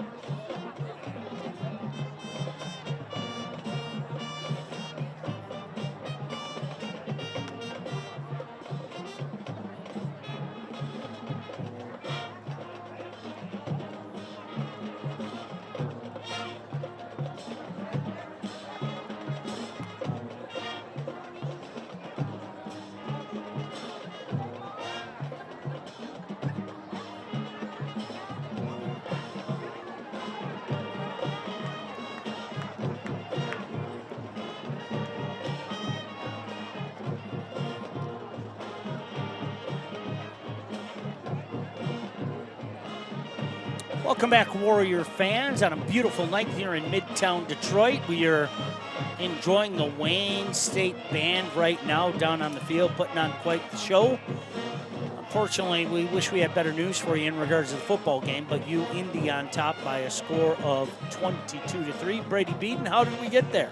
Well, got there with a lot of Indy offense. The first drive for Indy, a 94-yard, 13-play drive, and it was a Carver reception from Sukup that brought it in to put the first points on the board. Then in the second quarter, Chambers brings in the 12-yard pass from Sukup. PAT was partially blocked in that one. I believe Jordan Lewis will get credit for that blocked PAT. We'll have to always go to the Oracle Jeff Weiss for the official stats on that one. And then Indy, their third and final touchdown of the half, came on the deepest pass of the night. Derek brought it in, again from Sukup. 3 tutties in that first half for Sukup. That PAT, it was just shanked. But that one, Sean, a 97-yard drive. So a 94-yard drive, an 80-yard drive, and a 97-yard drive. Touchdown for Indy. Wayne State got on the board with a Griffin Milovansky field goal from 46 yards out, but then Indy, like a hot knife through butter, got to the red zone. I will give the Wayne State defense a little bit of credit. They bowed up when they needed to. Elijah Folks with a highlight reel deflection on third and 5 from inside the 10 to force fourth down, but then Seymour chipped the 26-yard field goal right through the uprights, and that's where we stand right now, 22-7. Indy on top. You know, one thing that jumps out to me, I'm looking at these receivers, and 4 different guys caught the ball. How about this? Along a 25 for Crowell, along a 45 for Derrick, along a 28 for Gillum, and along a 34 for Carver. My goodness gracious. Yeah, Indy, 16 carries for 77 yards offensively. That's good. That's a pretty good job. And we said the same thing against Findlay last week. The Wayne State D-line and the front 7 plug up holes pretty well. Now, would we like to have seen John Lewis get tackled at the point of contact rather than drag guys 3 yards? Sure, but it's not like he's turning a 4-yard gain into a 20-yard gain. It's from 2 yards to 5 yards, a little more palatable. It's Gavin Sukup just slicing and dicing this defense, Sean. It's been 35 plays for 322 yards for Indy. They're averaging over 9 yards a snap. Unbelievable. Halftime here in Midtown Detroit on a beautiful evening. Indy with a 22-3 lead. We always love to let you know about some of the great things going on in and around this beautiful campus, and that's exactly what we are going to do when we come back. A conversation with Dr. Patrice Harold on your home for the Warriors, FM 101.5 and AM 1400, The Patriot.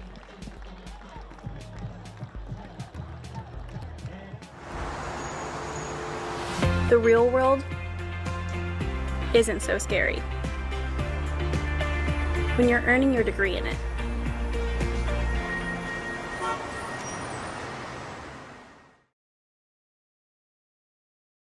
For everyone from players to parents, football offers unlimited growth with even more to learn.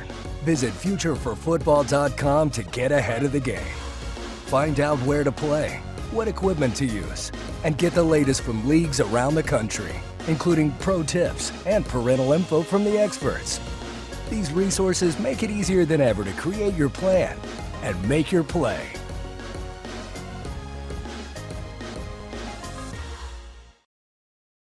The following is a joint statement from the NCAA Divisions 1, 2, and 3 Student Athlete Advisory Committees and the NCAA Board of Governors Student Athlete Engagement Committee.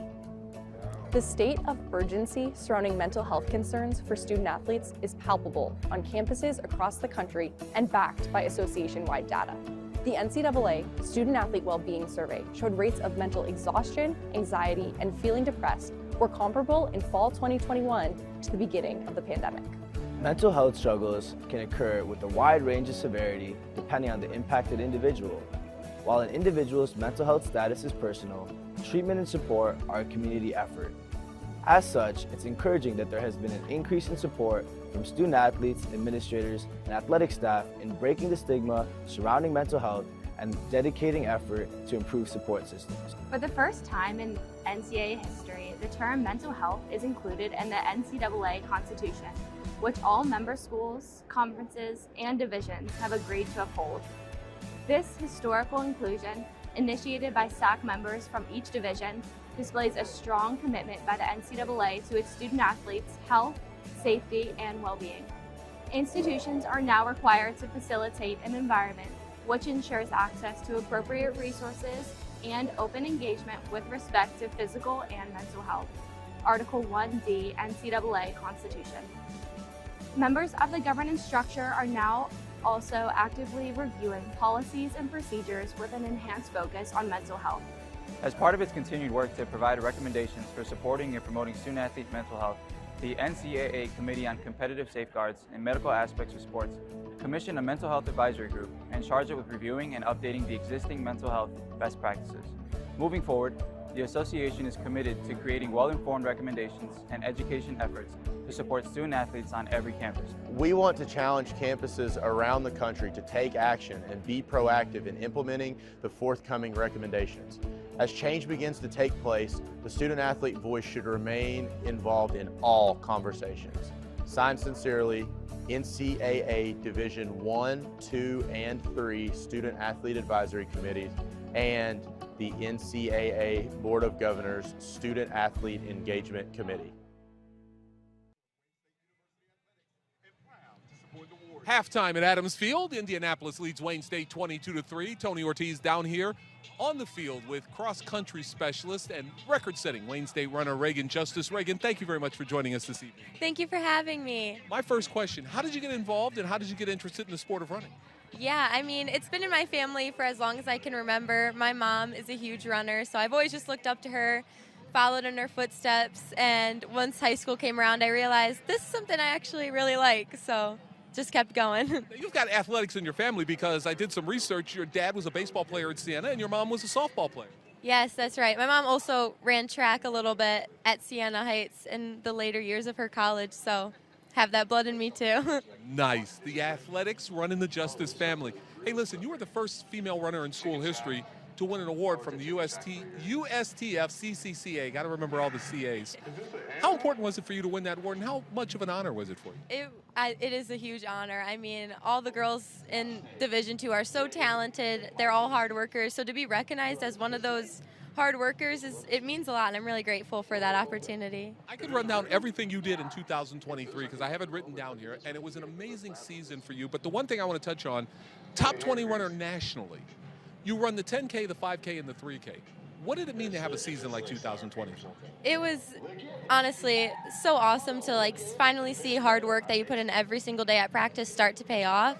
And being so close to that national ranking or making it to nationals in track just means a lot, and knowing that I have that to look forward to this upcoming track season. Reagan, give me a typical day for you. How much do you run during the day? I'm curious about that because, again, you have all those disciplines. How much do you actually put in every day? Oh, it's hard to say, but each day is different. We have workouts, long runs, easy runs, but the past couple months I've been running around 75 miles a week, if that's something to put into perspective. 75 miles a week? Yeah, it's a lot of time, but it's worth it, and I love it. I wouldn't want to do anything else.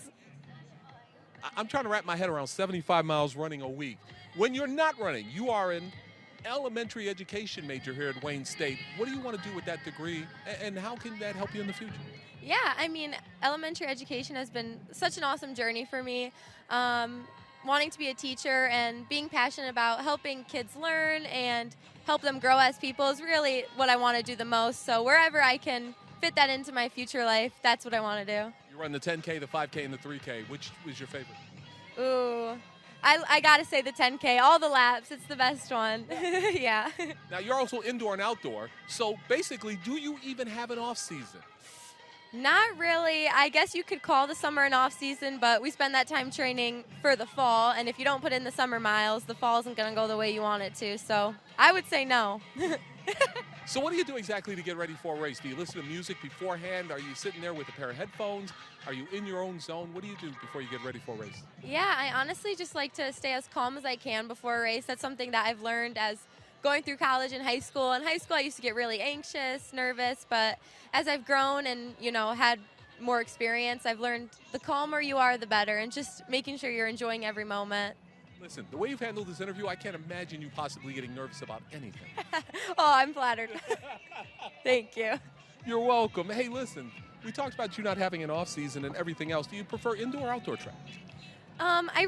Outdoor track because the 10K is in outdoor, but indoor is a different type of beast because there's no elements. I mean, it's just you inside, and maybe the corners are a little bit sharper, which can make you a bit slower, but outdoor you have to deal with wind, heat, cold. Indoor, there's none of that. Not as many excuses indoor track. What's it like to be an athlete at Wayne State, knowing you have the support of all the other disciplines? You have football support, basketball support. What's it like? It's awesome. I mean, we just had our home meet last weekend at Willow Metro Park, and seeing some of the other student athletes come and cheer us on, even though it's a bit of a drive, it's just awesome. And then having people in the halls, at school, and throughout the athletic department cheer for you, I'm really grateful to be a Warrior, for sure. And you're here cheering on the football team this evening as well. Exactly. We do it back and forth. Reagan Justice, thank you very much for taking the time to join us here on the Warrior Network. And again, congratulations this season, and thank you for doing this. This has been a lot of fun. Yeah, thank you so much for having me. Reagan Justice, the record-setting runner, cross-country, 10K, 5K, 3K, you name it, 75 miles a week. I can't even think about that. I don't even drive 75 miles a week, and she runs 75 miles a week. Hey, listen, we'll be right back after this. We've got second-half action. Indianapolis leads Wayne State 22-3 here at Adams Field. You're watching the Warrior Network. With $335 million in financial aid awarded annually, Wayne State University is accessible and affordable because you shouldn't need a silver spoon, just the will to succeed to be Warrior strong.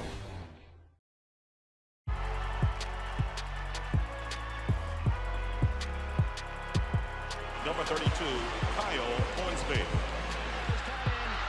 Inside the 30, touchdown. Michaela Burgess.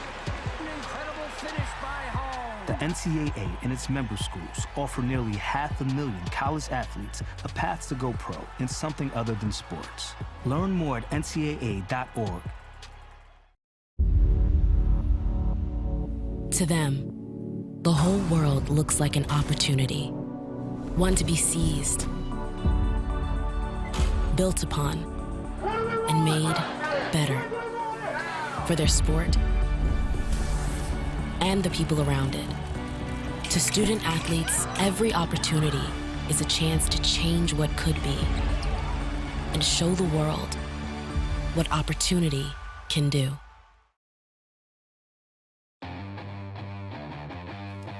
Academic excellence in the heart of Detroit has our students going from here to career. Because at Wayne State University, being able to hit the ground ready for anything is part of our curriculum and part of being Warrior strong.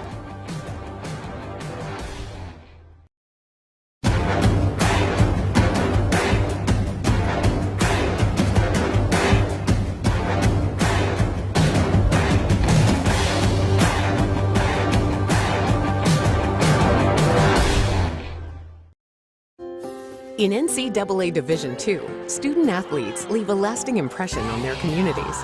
That's because Division II student athletes want to make a difference and truly be part of their surrounding communities. Through community engagement, thousands of student athletes from various backgrounds interact with community members who view them as role models. This interaction leaves a positive and perhaps even life-changing impression on all those involved. In Division II, we rise to the opportunity and make community engagement ours. Some universities offer a semester in Detroit. We offer every semester in Detroit. See why Wayne State University is one reason Time magazine calls Detroit one of the 50 most exciting cities in the world. And why being headquartered in the city that gives the world horsepower is Warrior strong. Detroit and Wayne State University, we never stop working, learning, growing. Time magazine put Detroit on its latest list of the world's greatest places. And Wayne State? Every day we show the world how to hustle harder. And even then, we never stop. That's why our promise to be Warrior strong is stronger than ever.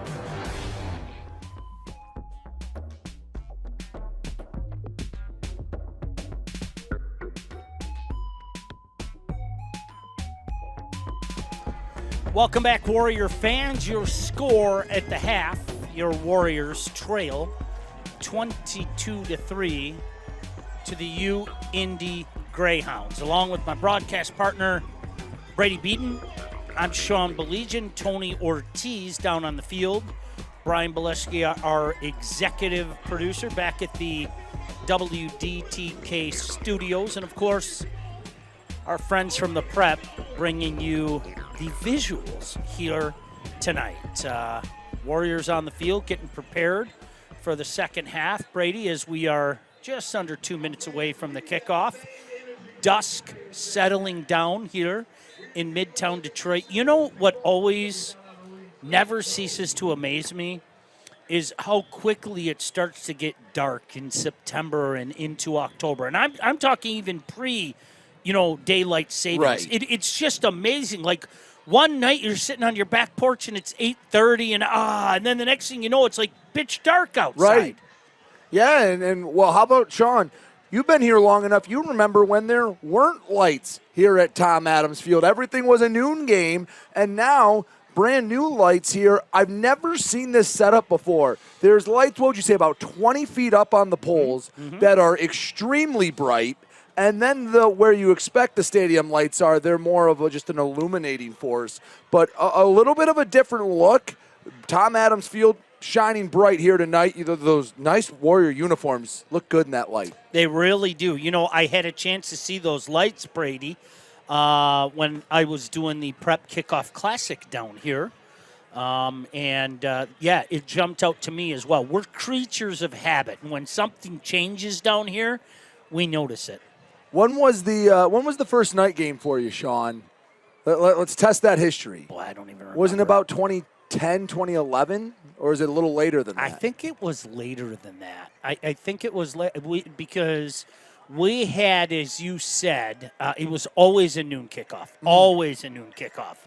And then we started to do a slew of 6 o'clock games, and now, of course, we have the 1 o'clock kickoff. I remember sometimes when I was there, I think we had one noon or 1 o'clock kickoff in a couple seasons because they had lights, and they're like, well, we got to use them. And I'm sure there's some people in the athletic department that would say we had to pay back some of those schools that would always schedule Wayne State at night. So when we're crawling into bed at 3:30 in the morning after a long drive home, got to get a little bit of got to pay the favor back. Only one more 6 o'clock start this year, Brady Beaton. October 12th, Ferris will be in town. That is a 6 o'clock start. Other than that, you're right, all 1 o'clock starts. And I like that. I like having I like night games feeling special because night games are a lot of fun, but if every game's at night, then it loses its luster. I like that feeling like a big-time event where you only get a couple a year. Yeah. Warriors are going to kick this off to start this second half. Got to find a way to slow down this Greyhound offense. 4 possessions, 3 touchdowns, and a field goal. Your halftime score 22-3 as we are underway. Big kick here, well into the end zone again for Milovansky. And that's where Sukup and this Greyhound offense will take over. Gavin Sukup, a 6'1", 188-pound junior from Seward, Nebraska. I'm being informed by somebody that would know that 2012 was our 2012 first night game. And that, of course, coming on the heels of the success of that 2011 team. If you want to get back in this game, that was. Got to get a stop on this first possession. Here we go. Got to start getting some pressure on this young man as well. The Warriors show that they're going to bring some pressure. They rush 4. Sukup with time, throws over the middle, wide open again. Dancing out of bounds, past the 30, up about the 32-yard line. Ho-hum, 8 yards just like that. Well, unlike in the first half, that one was at least a two-yard drag where it wasn't 20 yards down the field. Now you got to come up and make the play a little earlier. They're playing deep. But I'd like to see, listen, this Wayne State team likes to blitz. Tom Sims likes to put pressure, but knowing what Sukup can do, they've been dropping a lot. D-line's not getting any pressure. Have to find a way to put something in the backfield here. Well, look at this formation. Now Sukup going to line outside. Let's see if they run some Wildcat here. They fake the jet. It's the tight end on the run. He's got a lot of room. First down and more past the 35. Up to the 40-yard line. That is the senior tight end lining up in the Wildcat, Brady Beaton. Good enough for another Greyhound first down. Yeah, and it's been a while since we've seen the Wildcat here, Sean. Little wrinkle. I think they're just going to do it the one time. Yeah, Kinnett's off the field. So a first down for the Greyhounds up to the Warrior 39-yard line. Sukup back in that shotgun. 2 receivers split outside, 1 on the inside. Now tight end lines upside as well. Sukup back to pass. Wants it all. Going up top. He's got a man out there. Dropped. That would have been 6, Brady. No other way to say that. Alonzo Derrick dropped it about the 15-yard line. I know it was a drop, but Sean, that throw encapsulates what Gavin Sukup can do. He was at his own, 35-yard line? He puts that in a bucket at the 15. So quick math, that's about a 50-yard throw right on the money? Now, folks, was a step behind him. Not the best coverage, but you had to put it in the perfect spot, and he did. He sure did. We'll check in with T.O. in a second. In the meantime, Lewis with the carry here. Look out. Breaks out of a tackle, out past the 50, into Warrior territory, down to the 44-yard line. There's that yards after contact again. Let's throw it down to T.O. T.O.? Hey, Sean and Brady, you were talking about the lights here at Adams Field earlier. I did a little bit of digging and talked to Erica Wallace, the AD here. These lights are brand new. They are LED lights. They're the brightest they've ever been. But here's the difference, guys. These lights are actually being generated by DTE electrical power. The past lights here at Adams Field were generated off a generator. That's where the power came from. So these are actually tied into the electrical grid. The other thing of note here, guys, these are the brightest lights here. First time they've ever been used for Wayne State. They've been used in the past for high school games. But these are brand new lights. First time you're seeing them. Yep. Saw him at the PKC. No doubt about that. Another first down here for you, Indy. Moving the ball at will today, Brady. Yeah, the first few drives, it was 4, 5 yards at a time, converting on third downs. The last couple drives, it's chunk play, chunk play, chunk play. Someone from Wayne State's got to step up. Hey, try to punch the ball out, take a risk here, because standing back and being passive has not been working. Always love to give the shout-outs. How about a shout-out to our big brother, Dr. Mike? You know he's listening somewhere. First down, coming outside, breaking a tackle at the 20, pushed out of bounds at the 15, and Indy is putting on a clinic right now. Brady, it didn't look like there was anything out there, and the next thing you know, it's Jaden Schlabach that carries all the way down to the 15-yard line. And these runs have been a product of Sukup being surgical under center, being able to hit everyone in stride. So everyone standing back, fearful of the pass, not coming up to play the run. That's where these holes come from. Greyhounds threaten again. Sukup going to line up. Look at this, the Wildcat again with the tight end coming in. Connor Kennett claps his hands. It's a keeper. Look at the tight end, put his head down, plow his way down to about the 11-yard line. Brady, again, I have to mention this offensive line for you, Indy, doing their job up front. He didn't have any contact 3-4 yards after he carried that. No, and it's been a war of attrition. Wayne State's been rotating D linemen in constantly, just haven't found that combo that's worked. And again, not a lot of missed tackles, but falling forward all the time for Indy has gotten them probably 40, 50 extra yards here tonight. Methodical drive here. Sukup sends a man in motion. Schlabach, the lone setback. The give is to Schlabach. He's hit at the line of scrimmage, maybe gets to the 10. They're going to mark him to just past the 11, so give him a couple feet. Jordan Schlabach, the junior running back from Dalton, Ohio. And now Indy faced with a third, and we're going to call it 5, Brady, from the Warrior 11-yard line. And if you force a field goal here, that's absolutely a win. It turns a 19-point game into a 22-point game. Sean, you're still going to need 3 touchdowns at the end of the night. Yeah.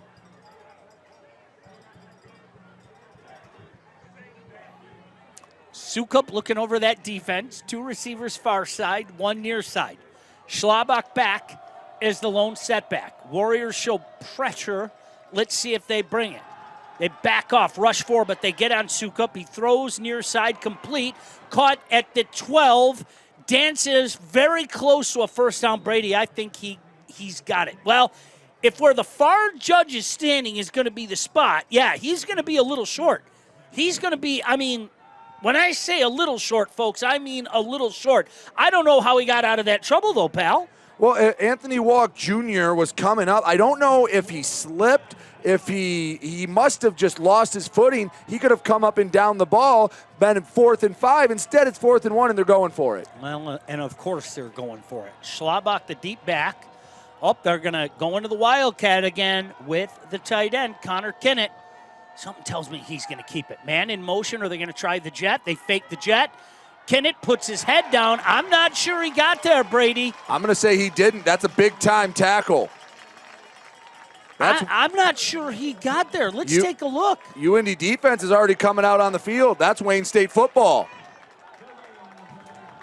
Boy, what a stop. How about that tackle coming off the block, downing the ball? Jordan Lewis, the 6'1", 276-pound grad student from Lake Orion via Lawrence Tech. That's a big-time play, Sean. I talk about guys having to step up and be the momentum.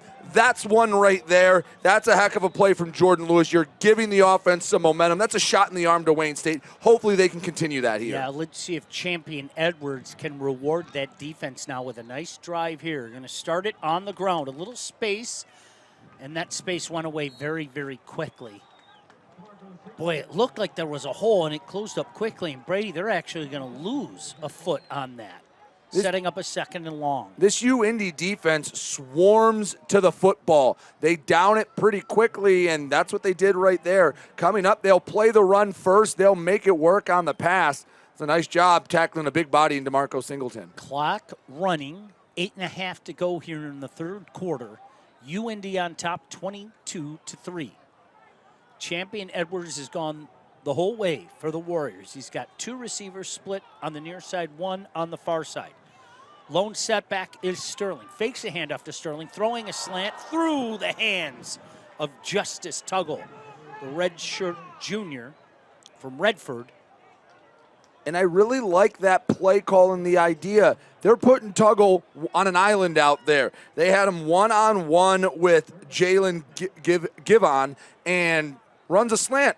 He's got the inside track, throws a little high, but Sean, that's the 2nd time you go, just bring it down. Now that one maybe more on Edwards than Tuggle, but you know Tuggle can bring that in. Even if you just bring it in and fall down, that's a first down. 4-man rush on this 3rd and long. Edwards from his own end zone, intercepted. Caught at the 22 and knocked down at the 20. I think there's going to be pass interference against UIndy here, though. Yeah, there's a jersey pull on McCatherine.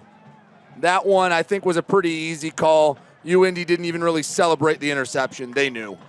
They knew, Sean. Now the only question is it holding? Is it pass interference? Really, it's 6 in one, half dozen in the other. It's going to be Wayne State ball on the first down. Yeah, it's a first down either way. Yep, flag was thrown immediately. And the Warriors will take it as they can get it right now as they trail 22-3 with 8:04 to go here in the 3rd quarter. Second half has been the half where they've scored their points.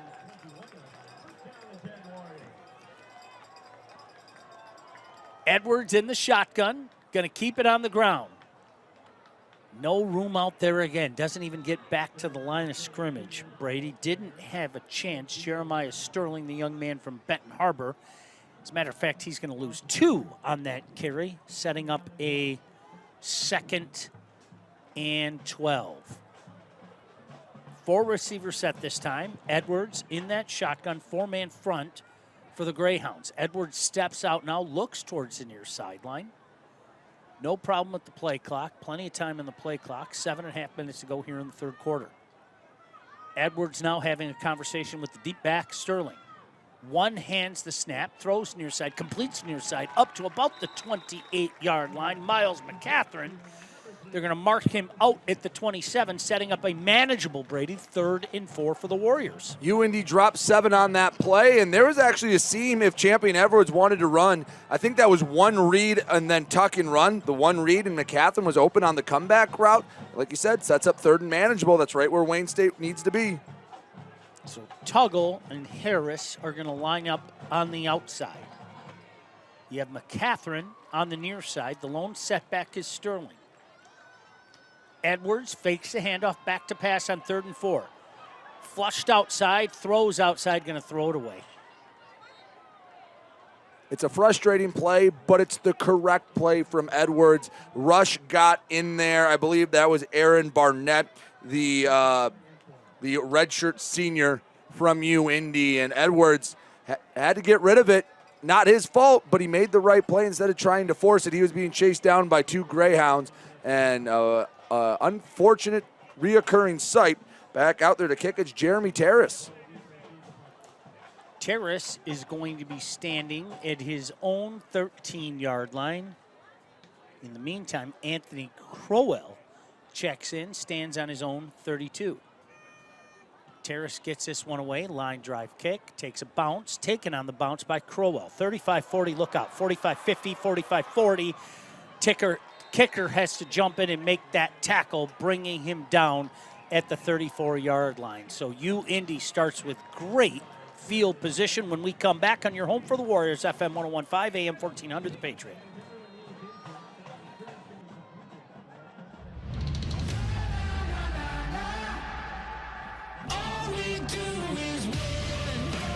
At Figer Law, we win for our clients because we work as a team. We're homegrown, right here in the heart of Detroit. For over 70 years, trial lawyers built the Figer way with a track record for winning. Figer Law, all we do is win.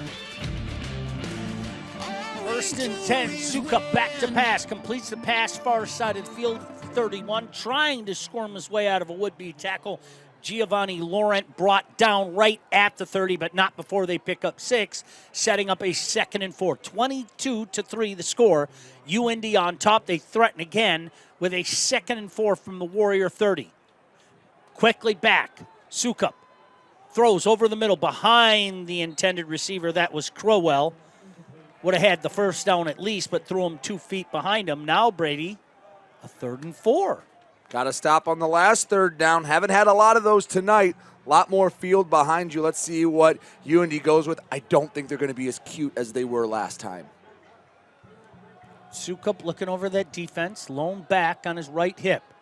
Pressure comes. Back to pass. Man wide open. Caught. 1st down at the 22. Dancing his way all the way down to the 15-yard line. That's Caleb Carver, sophomore from Mount Juliet, Tennessee.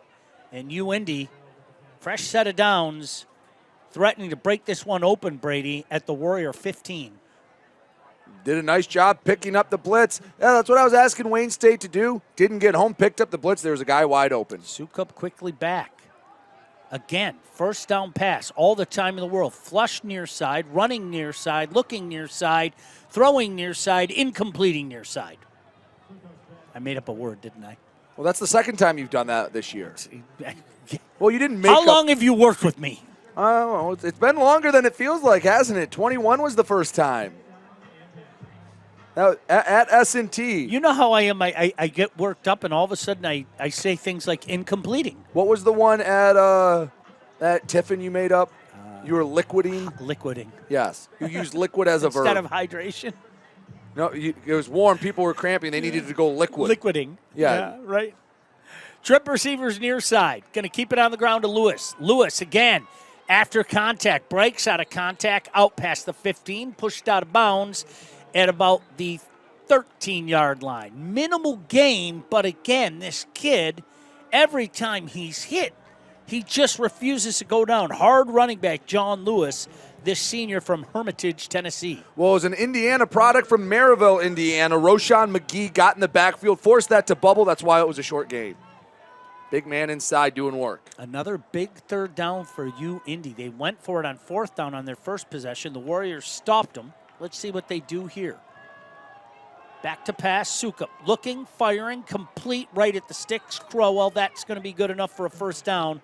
And a first and goal situation for you, Indy, at the Warrior 5. They brought a blitz that time. It looked like they sent 7. They had 4 guys standing back as we look again. Yeah, they brought at least 6. Had quarters right at the goal line, but Sean, the field shortens up here. They actually have had a little more success when the field shortened up, not bringing a blitz. That time, maybe a little over-aggressive from Wayne State. I like that they're trying different things here. They're not just beating their head against the wall defensively. First and goal for you, Indy. Moving some linemen now. How about that? Handoff to Lewis. Into the end zone he goes, touchdown. The young man from Hermitage, Tennessee, they made it look too easy there, John Lewis. And UND extends their lead to 28-3, PAT pending. Take a look at the replay there, Brady. He was barely touched. And Wayne State been fairly decent against the run. That time, hold opened up. John Lewis is a very solid running back. And when you give a running back a very, very good quarterback in Sukup, he's going to be the benefactor, and that time he was.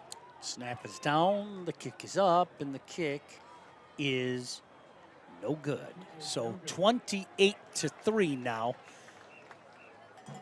UND on top on your home for the Warriors, FM 101.5 and AM 1400, The Patriot.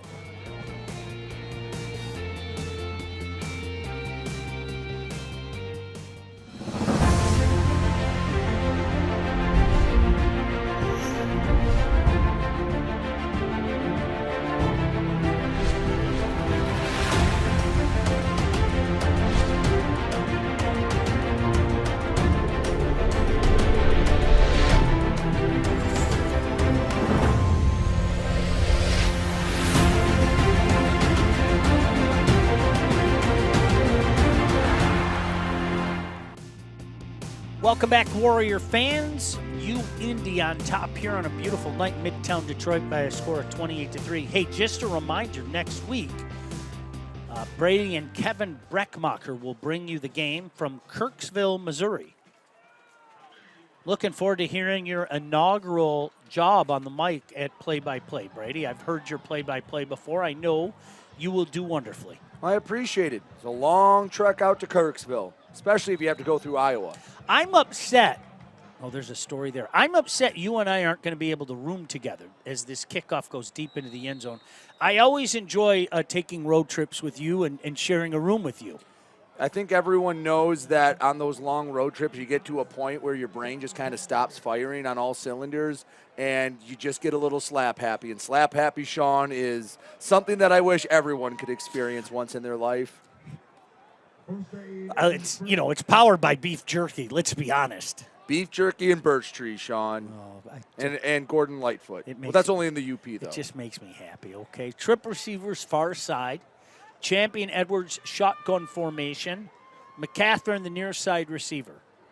Keeper all the way. Edwards makes a cut outside. He's got some space over the 30.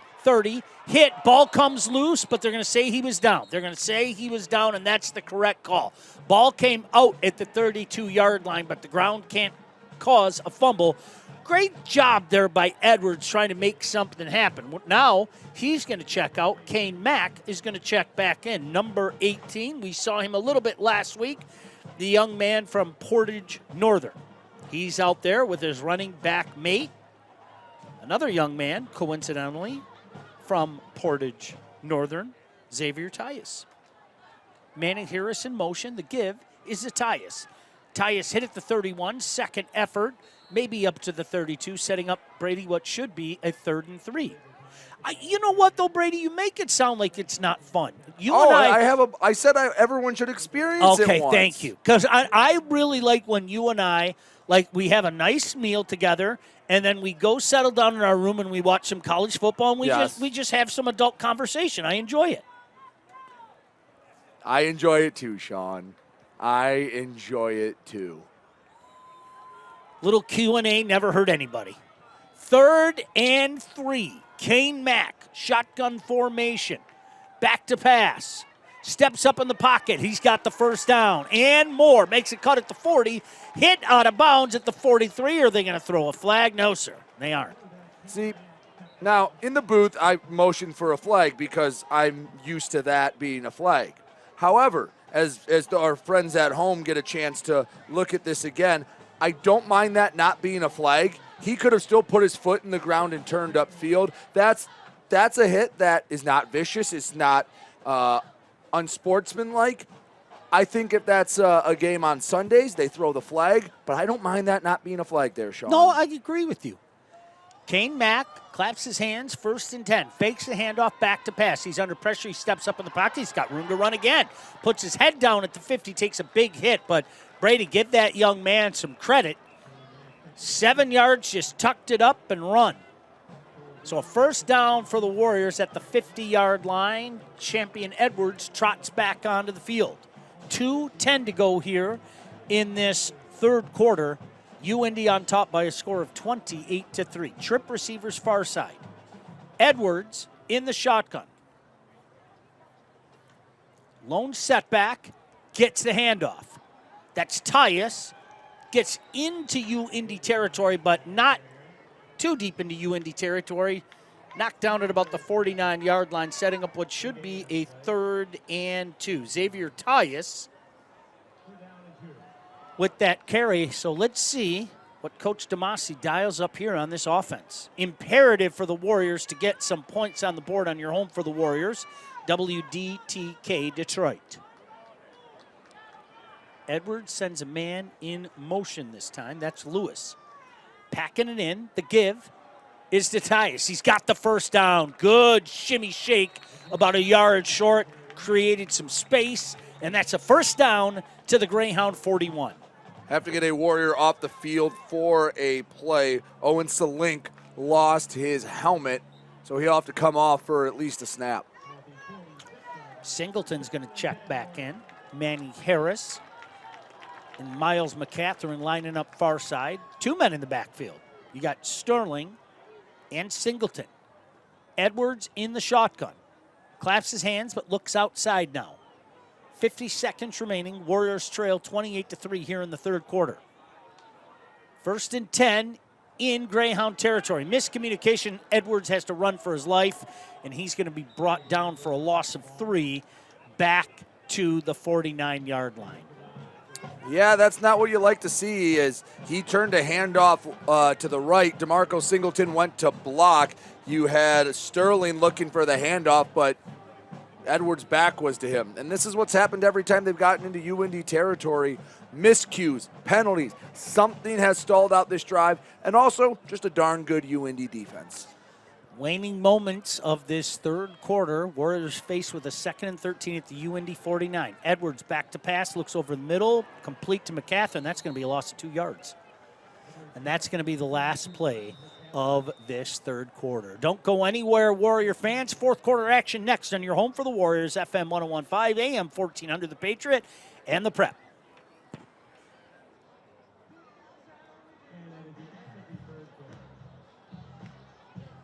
End of the 3rd quarter here at Adams Field. It's Indianapolis leading Wayne State 28-3. Elsewhere in Wayne State athletics this week, the 2024-25 volleyball season continued today for the Warriors as the Warriors took on undefeated Ferris State at the Mathis Center. Last night, the Warriors improved to 3-5 on the season by sweeping past Davenport. Meanwhile, pretty good night last night for the Wayne State baseball team, which held its annual home run derby at Comerica Park. The Warriors will close out their exhibition season, by the way, on Friday when they face Macomb Community College. That game right behind me at Harwell Field. Start of the fourth quarter. Can Wayne State make a comeback like they did last week? They have some work to do.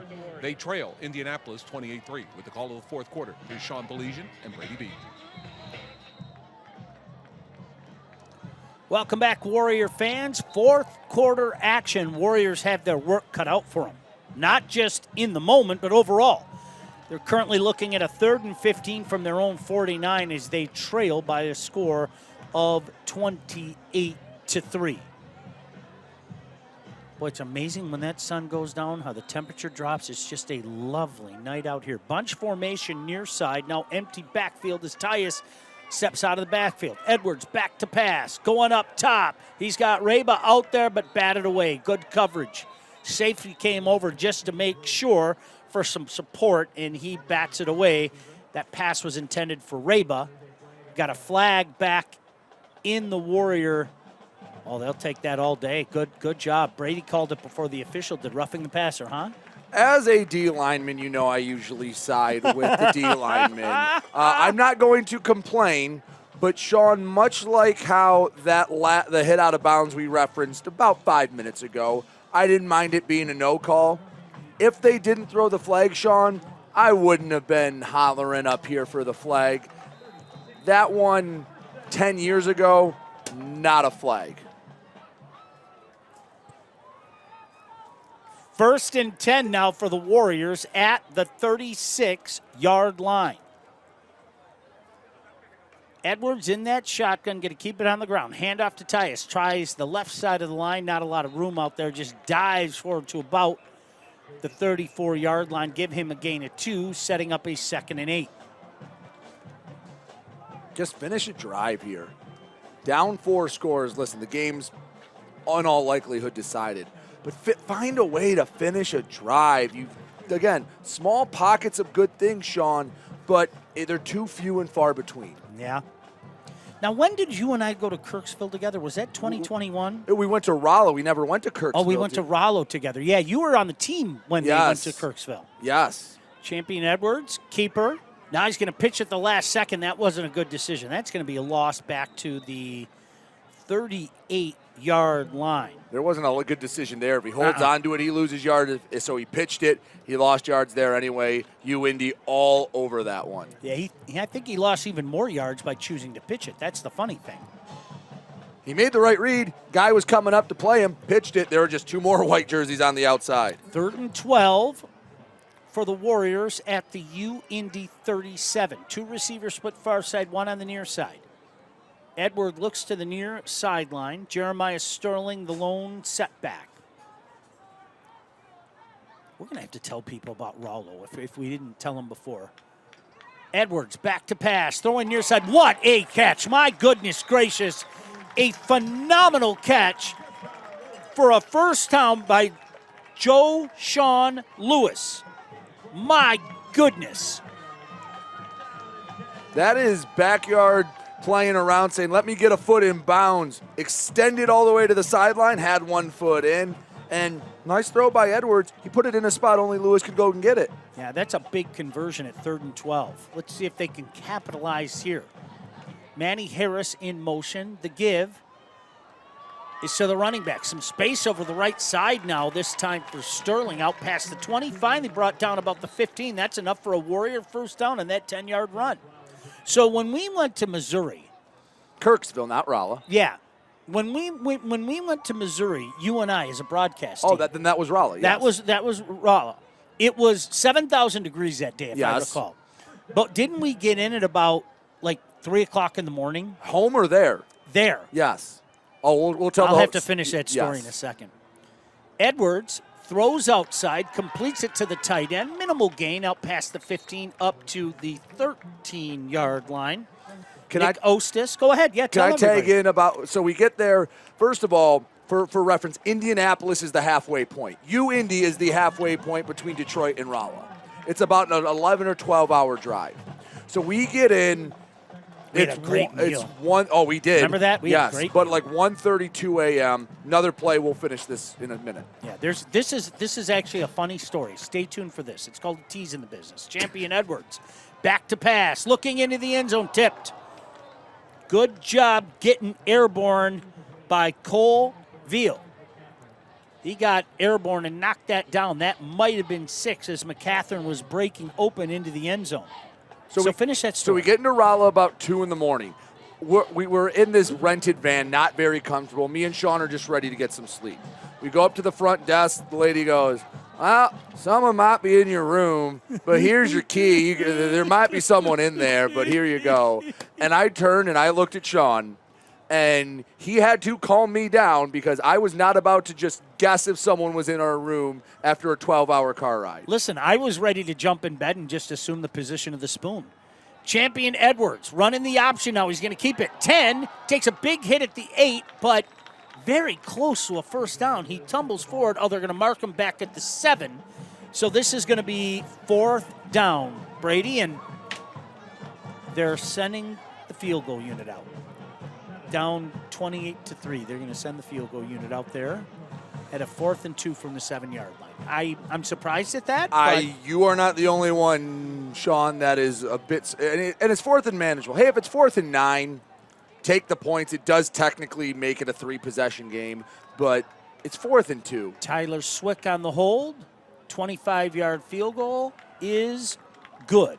So with 11:06 to go here in this 4th quarter, the Warriors cut the lead to 28-6 on your home for the Warriors, FM 101.5 and AM 1400, The Patriot. Being a champion takes more than talent, more than the perfect pass, more than using your head.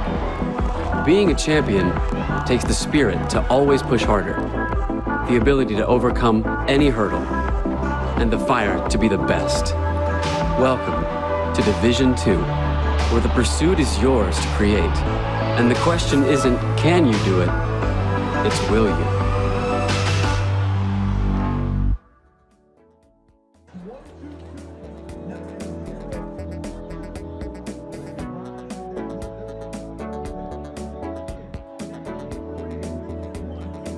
Welcome back, Warrior fans. 4th quarter action here on your home for the Warriors, FM 101.5, AM 1400, The Patriot, and our friends at the Prep. 28-6, Indy on top. Beautiful night in Midtown Detroit. You know what I remember about that long trip home, Brady? Which one, the S&T one? Yeah. Do you remember we stopped a couple times on the way home? I remember we the Wendy's or whatever we stopped. Oh, that I was bought scared. you guys dinner, and then our old buddy Jason bought us Chick-fil-A once we hit the Chicago area. Kickoff return out past the 30, pushed out of bounds at about the 31-yard line. We eat well on those road trips, man. That place we stopped at, that was like nowhere, Illinois, I think, or we might have not even been out of Missouri. We just passed St. Louis. It was just into Illinois. I was not feeling confident. We were getting out of that. It was either Wendy's or Burger King. Do you remember in your darkest hour who bought you dinner that night, though? Do you remember? It was my friend. That's right. So the next time you're mean to me, I want you to think how many times I got your back when we were See, here's the thing. People at home might think I pick on you. They don't realize how many little jabs you made that have gone over everyone's head. How dare you? Let me ask you a question. Were you hungry in that moment? Sukup gets a low snap, back to pass all the time again. Boy, common theme tonight, steps up in the pocket. 35, slides down. It's always a smart move.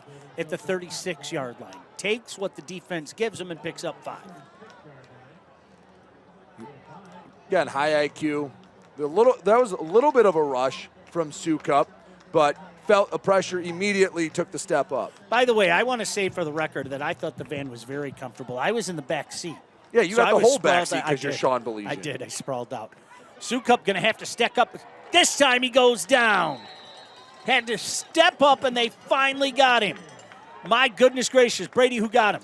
That was 91 Jaden Acker, the redshirt freshman from Cedar Springs. We called his name a few times tonight. Yes, we have. That a boy, getting in there, making a play.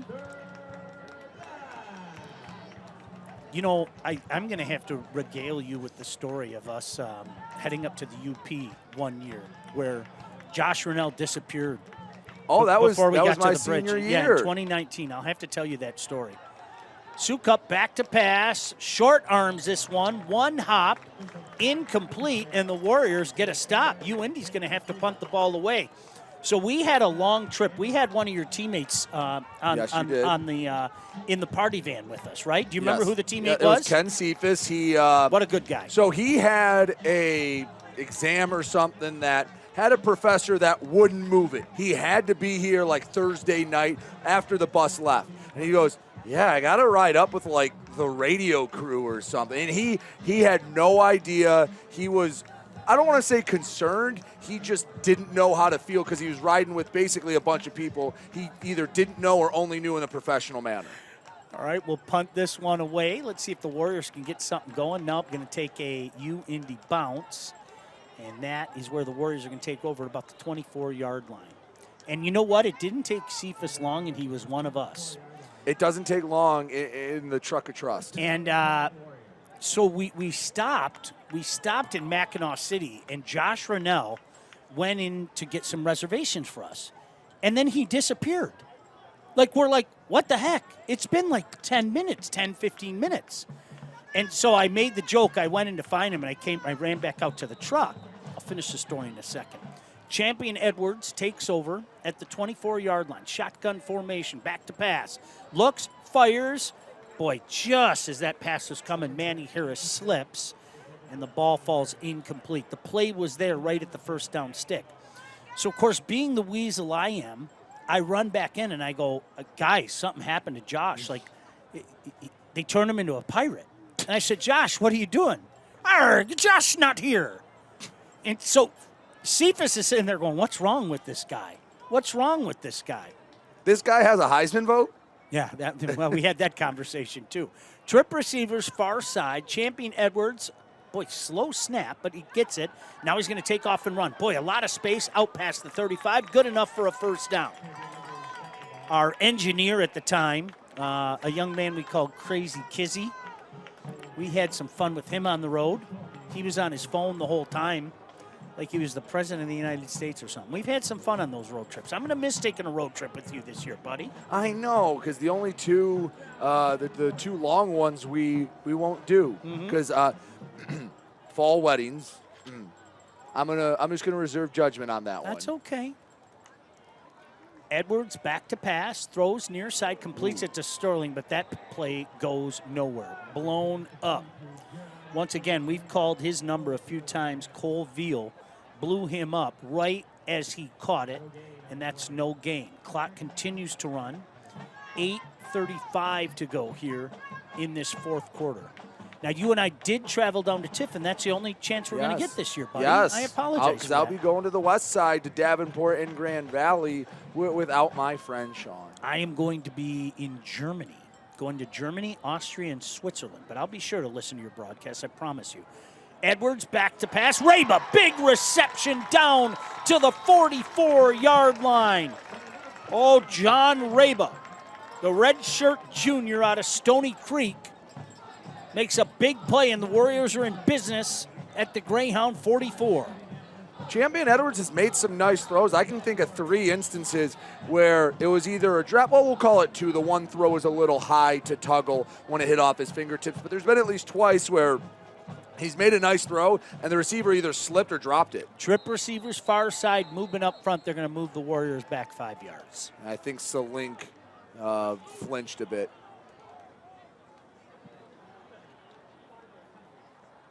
But, yeah, Pirate Josh. Pirate Josh. Crack Corn. Yes. The legend of Crack Corn. I'd buy you guys jerky, and a former member of the staff, his mother, who I called the most wonderful human on earth, would always make us those giant containers of crack corn. Which was what? Kind of, how would you describe it? Love. Yes, That's love. how I would describe it. Love. Do you know what love tastes like? Like that? Like crack corn. Trip receivers far side on this 1st and 15. Keeper all the way. Edwards tries the middle, makes a cut at the 45. Gets back almost to the original line of scrimmage. Give him 4, setting up a 2nd and 11. You and Breckmacher and Jeff Weiss heading to the road next week. Making that long trek, right? Yes. Yes, it's about 10 hours from here, would you say? Don't end up in Montana or Iowa. If you are, tell that story next. You're going the wrong way. Edwards back to pass. Throws, completes to oh no, Manny Harris dropped it. Again, a Warrior wide receiver looking when he should be catching. Thinking about what he's going to do after the catch instead of bringing the catch in. We've seen that a few times here tonight. Champion Edwards, the knock on him is he doesn't throw the ball quite as well. Missed a couple guys last week. Numbers aren't going to wow you this week, but there's been a lot of meat left on the bone. He's been pretty efficient, just a few drops in there, and he could have had a pretty nice night throwing the ball. Big third down here, 3rd and 11. Edwards back to pass. Pressure comes up the middle. Intercepted. Intercepted at the 35. Spun out of a tackle up to the 45 and brought down at about the 47-yard line. That's Clay Schultz, the senior, read the quarterback's eyes, and that is a big, big turnover. Indy takes over on their own 46. All right, we have to throw Weiss under the bus. So when we were going to Kirksville, Jeff Weiss, our SID, wonderful. No one better in the business than him. So it's a compliment sandwich. Here's the compliment. Now the story. Don't ever let him navigate a trip. It's like 2 o'clock in the morning, and I'm sitting in the back seat half asleep, and I see a sign that says "Welcome to Iowa." Like, I'm not making this up. And for those who don't know, you don't go through Iowa between Detroit and Kirksville. And I chirped up. I go, "Hey guys, I don't know exactly where we're going, but I'm pretty sure it's not through Iowa." And so from that moment, as the handoff goes to Lewis, he takes it up to the 49. From that moment on, Brady, we basically called it Weiss Quest. If you want to get lost someplace, and you weren't even on the highway. Download the Weiss Quest app, and you'll get lost. Because I believe you said you did. It wasn't like you were on the highway and you just missed an interchange. You ended up on like some. It was a train track. Remember? It was like I was on the team. I was on the bus. Oh my goodness gracious! Like all of a sudden, like we take a right and there's like a dead end at a train track. Welcome to Iowa. No, I don't want to be welcome to Iowa. Thank you anyway. Fine state, didn't want it. Handoff to Lewis. Look at that stiff arm. Into Warrior territory, good enough for a first down. That's a Marshawn Lynch-esque stiff arm there by a hard runner, John Lewis. Can we put that on a quote card? Fine state, didn't want it. That's the line of the night from Sean Belizean. Fine state, didn't want it. I got no issue with Iowa. I don't want some Iowan angry at me.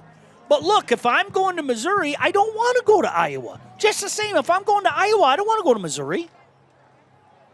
1st and 10 for Indy at the Warrior 45. Sukup under pressure. Now just dumps it to the outlet. Lewis, boy, tripped up from behind. Good job there tripping him up because there was a lot of space out there. But Colby Horn from Menominee Falls makes a tackle down at the 34-yard line. Clock is the enemy now. Scoreboard's the biggest enemy. The Warriors trail 28-6, but 5:05 to go in this game as well. I think Indy's content just to churn out 4 or 5 yards here or there and just put this one in the win column. Sukup looking over that defense, claps. Fakes a handoff, throws outside, completes it. First down inside the 25, inside the 20, pushed out of bounds about the 15-yard line. That was just a double out route. They knew they had man coverage. The safety was 15 yards off the ball. That's an easy pitch and catch. As somebody just texted to me, shortest route, not the fastest route for Weiss Quest. Look, I'm going to say it, Brady. I love the state of Montana. It's a beautiful state. You didn't want to be headed there. I don't want to go to Butte if I'm supposed to be in Kirksville. Now, I do also remember time coming back from Slippery Rock, we saw a welcome to Akron sign. We did, didn't we, for the season opener last year? Oh, touche, Brady. Handoff to Lewis. This time, not a lot of space up there. He's going to be fortunate just to get back to the line of scrimmage. So not a tackle for a loss, but not a positive gain there for the big back. He's had a strong game tonight. Has that senior, number 2, John Lewis from Hermitage, Tennessee. And we love the road trips. It's always very nice. They take care of us. But the worst part is when if we all meet at Wayne State, especially for me, I live in Port Huron. That's about a 50-minute drive. It's getting here at 2:30 and then getting home to Port Huron and trying to get there because you want to get home quick, and it's fighting through that last hour of driving. 2nd and 10 for you, Indy, in Warrior territory at the 16-yard line. Sukup forced outside, throws into the end zone, out of the hands of the intended receiver in the back of the end zone. 3rd down forthcoming. Well, that's why you come over my house, buddy. Everybody meets at my house. You get some free things at my house. You can go downstairs, grab some drinks. There's an even money chance I have a goodie bag for the group. And then we always stop at the little jerky place, right? There's one just outside of Saginaw, and then there's the one in the UP we always stop at. Now, I do have to give some shout out to Mama Beaton. There's a lot of times she will provide those cookies. Her homemade chocolate chip cookies. Solid. Yes. Solid. And then the pretzels with the M&M and the frost. Those things go down like water. UND's going to use a timeout here. Yeah, they are. Play clock down at 0. They use a timeout. Brian Bileski, I believe I owe you a timeout. Do I not? Why don't we take it right here? 3:10 to go. UND up 28-6 on your home for the Warriors. FM 101.5, AM 1400, The Patriot. This is where you talk about college and talk about after college. Everything from here is looking forward.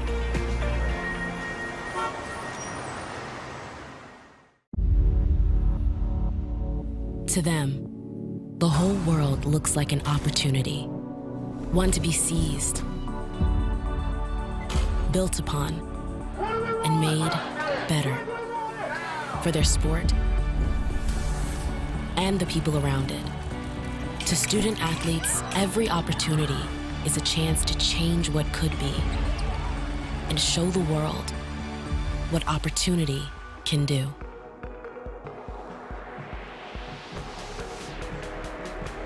Welcome back, Warrior fans. 3:10 to go in this one. Wish I had better news for you, but UND on top by a score of 28-6, and they threaten again at the Warrior 16, but facing a 3rd and 10. Handoff to Crowell. Boy, he makes a cut. He's inside the 10. He's very close to the first down, but he's going to be just short. So interesting to see what UND elects to do here. They're up 28-6. Do you send the field goal unit out there? Or do you go for it? The game's in hand. Give your kicker a chance to put one through, see one go through the uprights and gain a little confidence. They're not doing it, are they? No, they're not. Big Lewis is coming back out there. The guy to get some hard yards, and he has to get, boy, Brady, he's going to have to get about 3 hard yards here. A long 3. Yeah. Sukup in the shotgun, as he's been all game. 2 receivers split outside, 1 on the near side. Whistles blow as that ball is snapped. It's going to be a timeout by Wayne State with 2:27 to go. Sean, let me ask you a question. Yes? So we talked about all the Wayne State trips. I don't know if people know this, but in your illustrious career, Wayne State was not your first love. You once did this for the Toledo Rockets. I did. And that's a lot of travel there around the MAC. How was that, especially when you had to go, you've gone down to Florida, you've gone to West Virginia with them. What were those travel times like? We had a pretty cool broadcast team. There's no doubt about it. We all worked at the same radio station together. Obviously, when we went to the exotic places, we flew. But, yeah, it was a good time. It was a really good time. I got to know a lot of the guys who at the time were working for the Mid-American Conference who later came here to work at Wayne State. So when the job became available in 2009, I always thank the former athletic director Rob Fournier and Jason Clark, a couple of old friends, for giving me a call and asking me if I would be interested. And one of the best decisions I've made, really. This is a blast doing this. 4th and 3. They fake the handoff. Sukup's going to run. Does he have enough room for first down? He spins around. It's like watching the Three Stooges. Throws into the end zone and incomplete. He had a man wide open in Giovanni Laurent, but he threw off the back foot, went all whoop, whoop, whoop, whoop, curly. I was waiting for that. And it was incomplete. Why didn't he just run it, Sean? I don't know. Maybe they were up 28-6, and he said, I want a touchdown pass, and then he has 3 of them. Threw it well behind his wide receiver. So they turn it over on downs. 2:17 to go. Wayne State has 2 timeouts as they start this drive at the 9-yard line. Boy, was it last year? Was it last year or the year before that there were the wind warnings at the bridge, and we were we were terrified 2 years 2 years ago. Remember that? Oh, that we were terrified. Pressure comes to the backside. Look out, safety. Oh my goodness. No, they're going to give him the 1. Are they really? Nope. The far one said Yeah, safety. that's a The near line judge. I have no idea how they could say he made it past out. Champion Edwards rolled out. Pressure came from the backside, and Aaron Barnett, the other number 2. Dip, rip, run the hoop. Yeah, that's a safety 8 days a week. Yeah. So, yes, another story, since we have a little bit of time, those wind warnings. Oh, my goodness. We were terrified. So we're coming back from Tech. Lost the game on the final play of the game, essentially. We weren't real happy. So we're already in a not great mood. We get to your favorite spot, Highway 2. Which it is one of the most beautiful drives you'll ever take. I don't care what anybody says. Every time I see Highway 2, I always think of Sean Believe. Well, because one day I'm going to have a house on Highway 2. Yes. Okay. So we get there, and when you turn onto it, you're about, an hour from the Mackinac Bridge? Yes. And we had our friend Coop, not the Coop that works here now. Cooper Manning. Previous Coop. That was with us, and I'm sitting in the passenger seat of the truck. Sean, you're driving. And you hear him from the back seat pipe up and go, guys, the Mackinac Bridge just put out a wind warning. And I think it restricted semis from going over. And you went, I'm not getting stuck in the UP. No, sir. I love the UP, but I'm not getting stuck in St. Ignace. To not incriminate you, we will just say the that was your homework for the I apologize. Come on, break out the Belizean thesaurus. I'll look it up right now. I'm not smart enough. The 2-minute yield, except you don't. I guess you're not. It keeps going. An instant of movement stopped. Well, you got to look up the synonyms if you're going to look it up. There you go. That's pretty good. What are you going to do? Discontinuation? Discontinuance? I like the 2-minute cessation. Or the 2-minute halt. Yeah, the cessation. That's great. I'm calling it the 2-minute halt from now on. Okay, here we go. It can only be the warning in the National 2 Football minutes League. to go. 1st and 10 for Indy at the 30. Handoff again to Sherrill. Some space over the right line. Takes it down to the 24-yard line. Give him a gain of 6. The freshman from Indianapolis. And this time, no timeout taken. So if Indy wants to go into victory formation, I believe they can, with only, if I'm correct, 2 timeouts for Wayne State. I'm assuming since they didn't use one on 1st down, they're not going to use one on 2nd down. I guess. That would be because if you use it on 1st down here. You would assume. You might, Rabbit, you might. So it's under 120. That's 40 seconds a pop. 2 knees could end it. Sukup letting that clock run down. 3, 2, 1. Snaps it. Gives it to Sherrill. Now it's all academic. Out past the 20, it's a 1st down, and that is going to do it. Unless Coach Wheatley decides to use his timeouts, which he is not doing. They move the chains. They'll start the clock up again after the 1st down, and Indy's going to come away with a 30-6 victory here at Tom Adams Field. So the Warriors are going to have to regroup next week on the road. Still searching for their first win of the year. I want to remind you, my pal, I'm very happy for you, Brady. Well, thank you. I know I have fun with you, but I'm very happy for you. Brady Beaton on the call with Kevin Breckmacher. So make sure you tune in right here on your home for the Warriors, FM 101.5, AM 1400, The Patriot. Sukup takes a knee. He doesn't have to take another snap. Your final score here tonight at Tom Adams Field.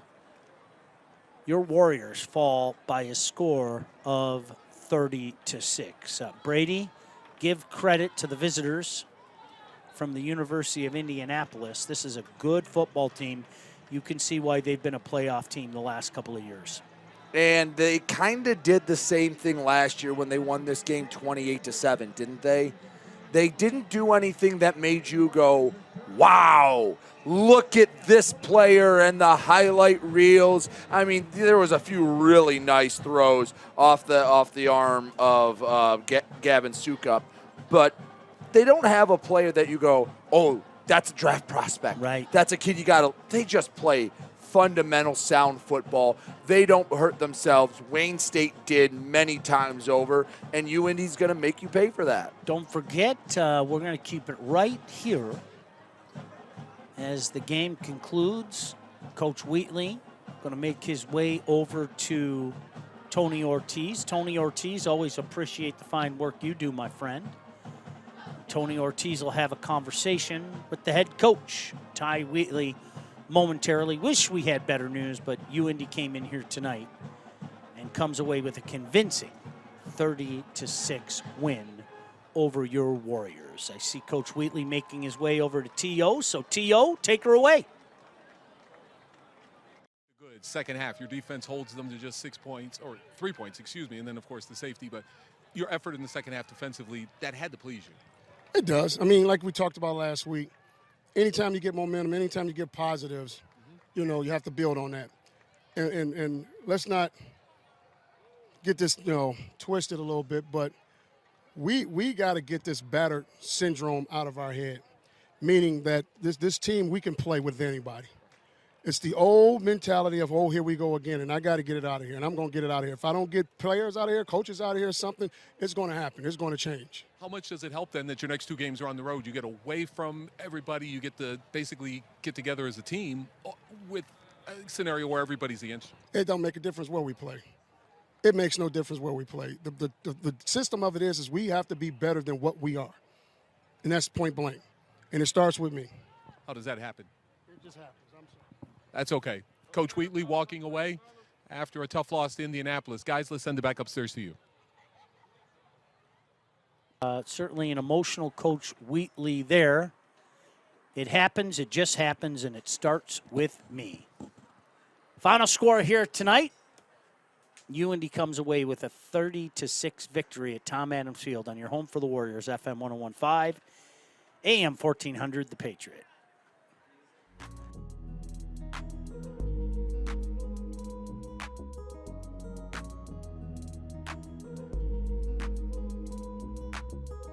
The legacy began in 1973. That was the year NCAA Division II was born.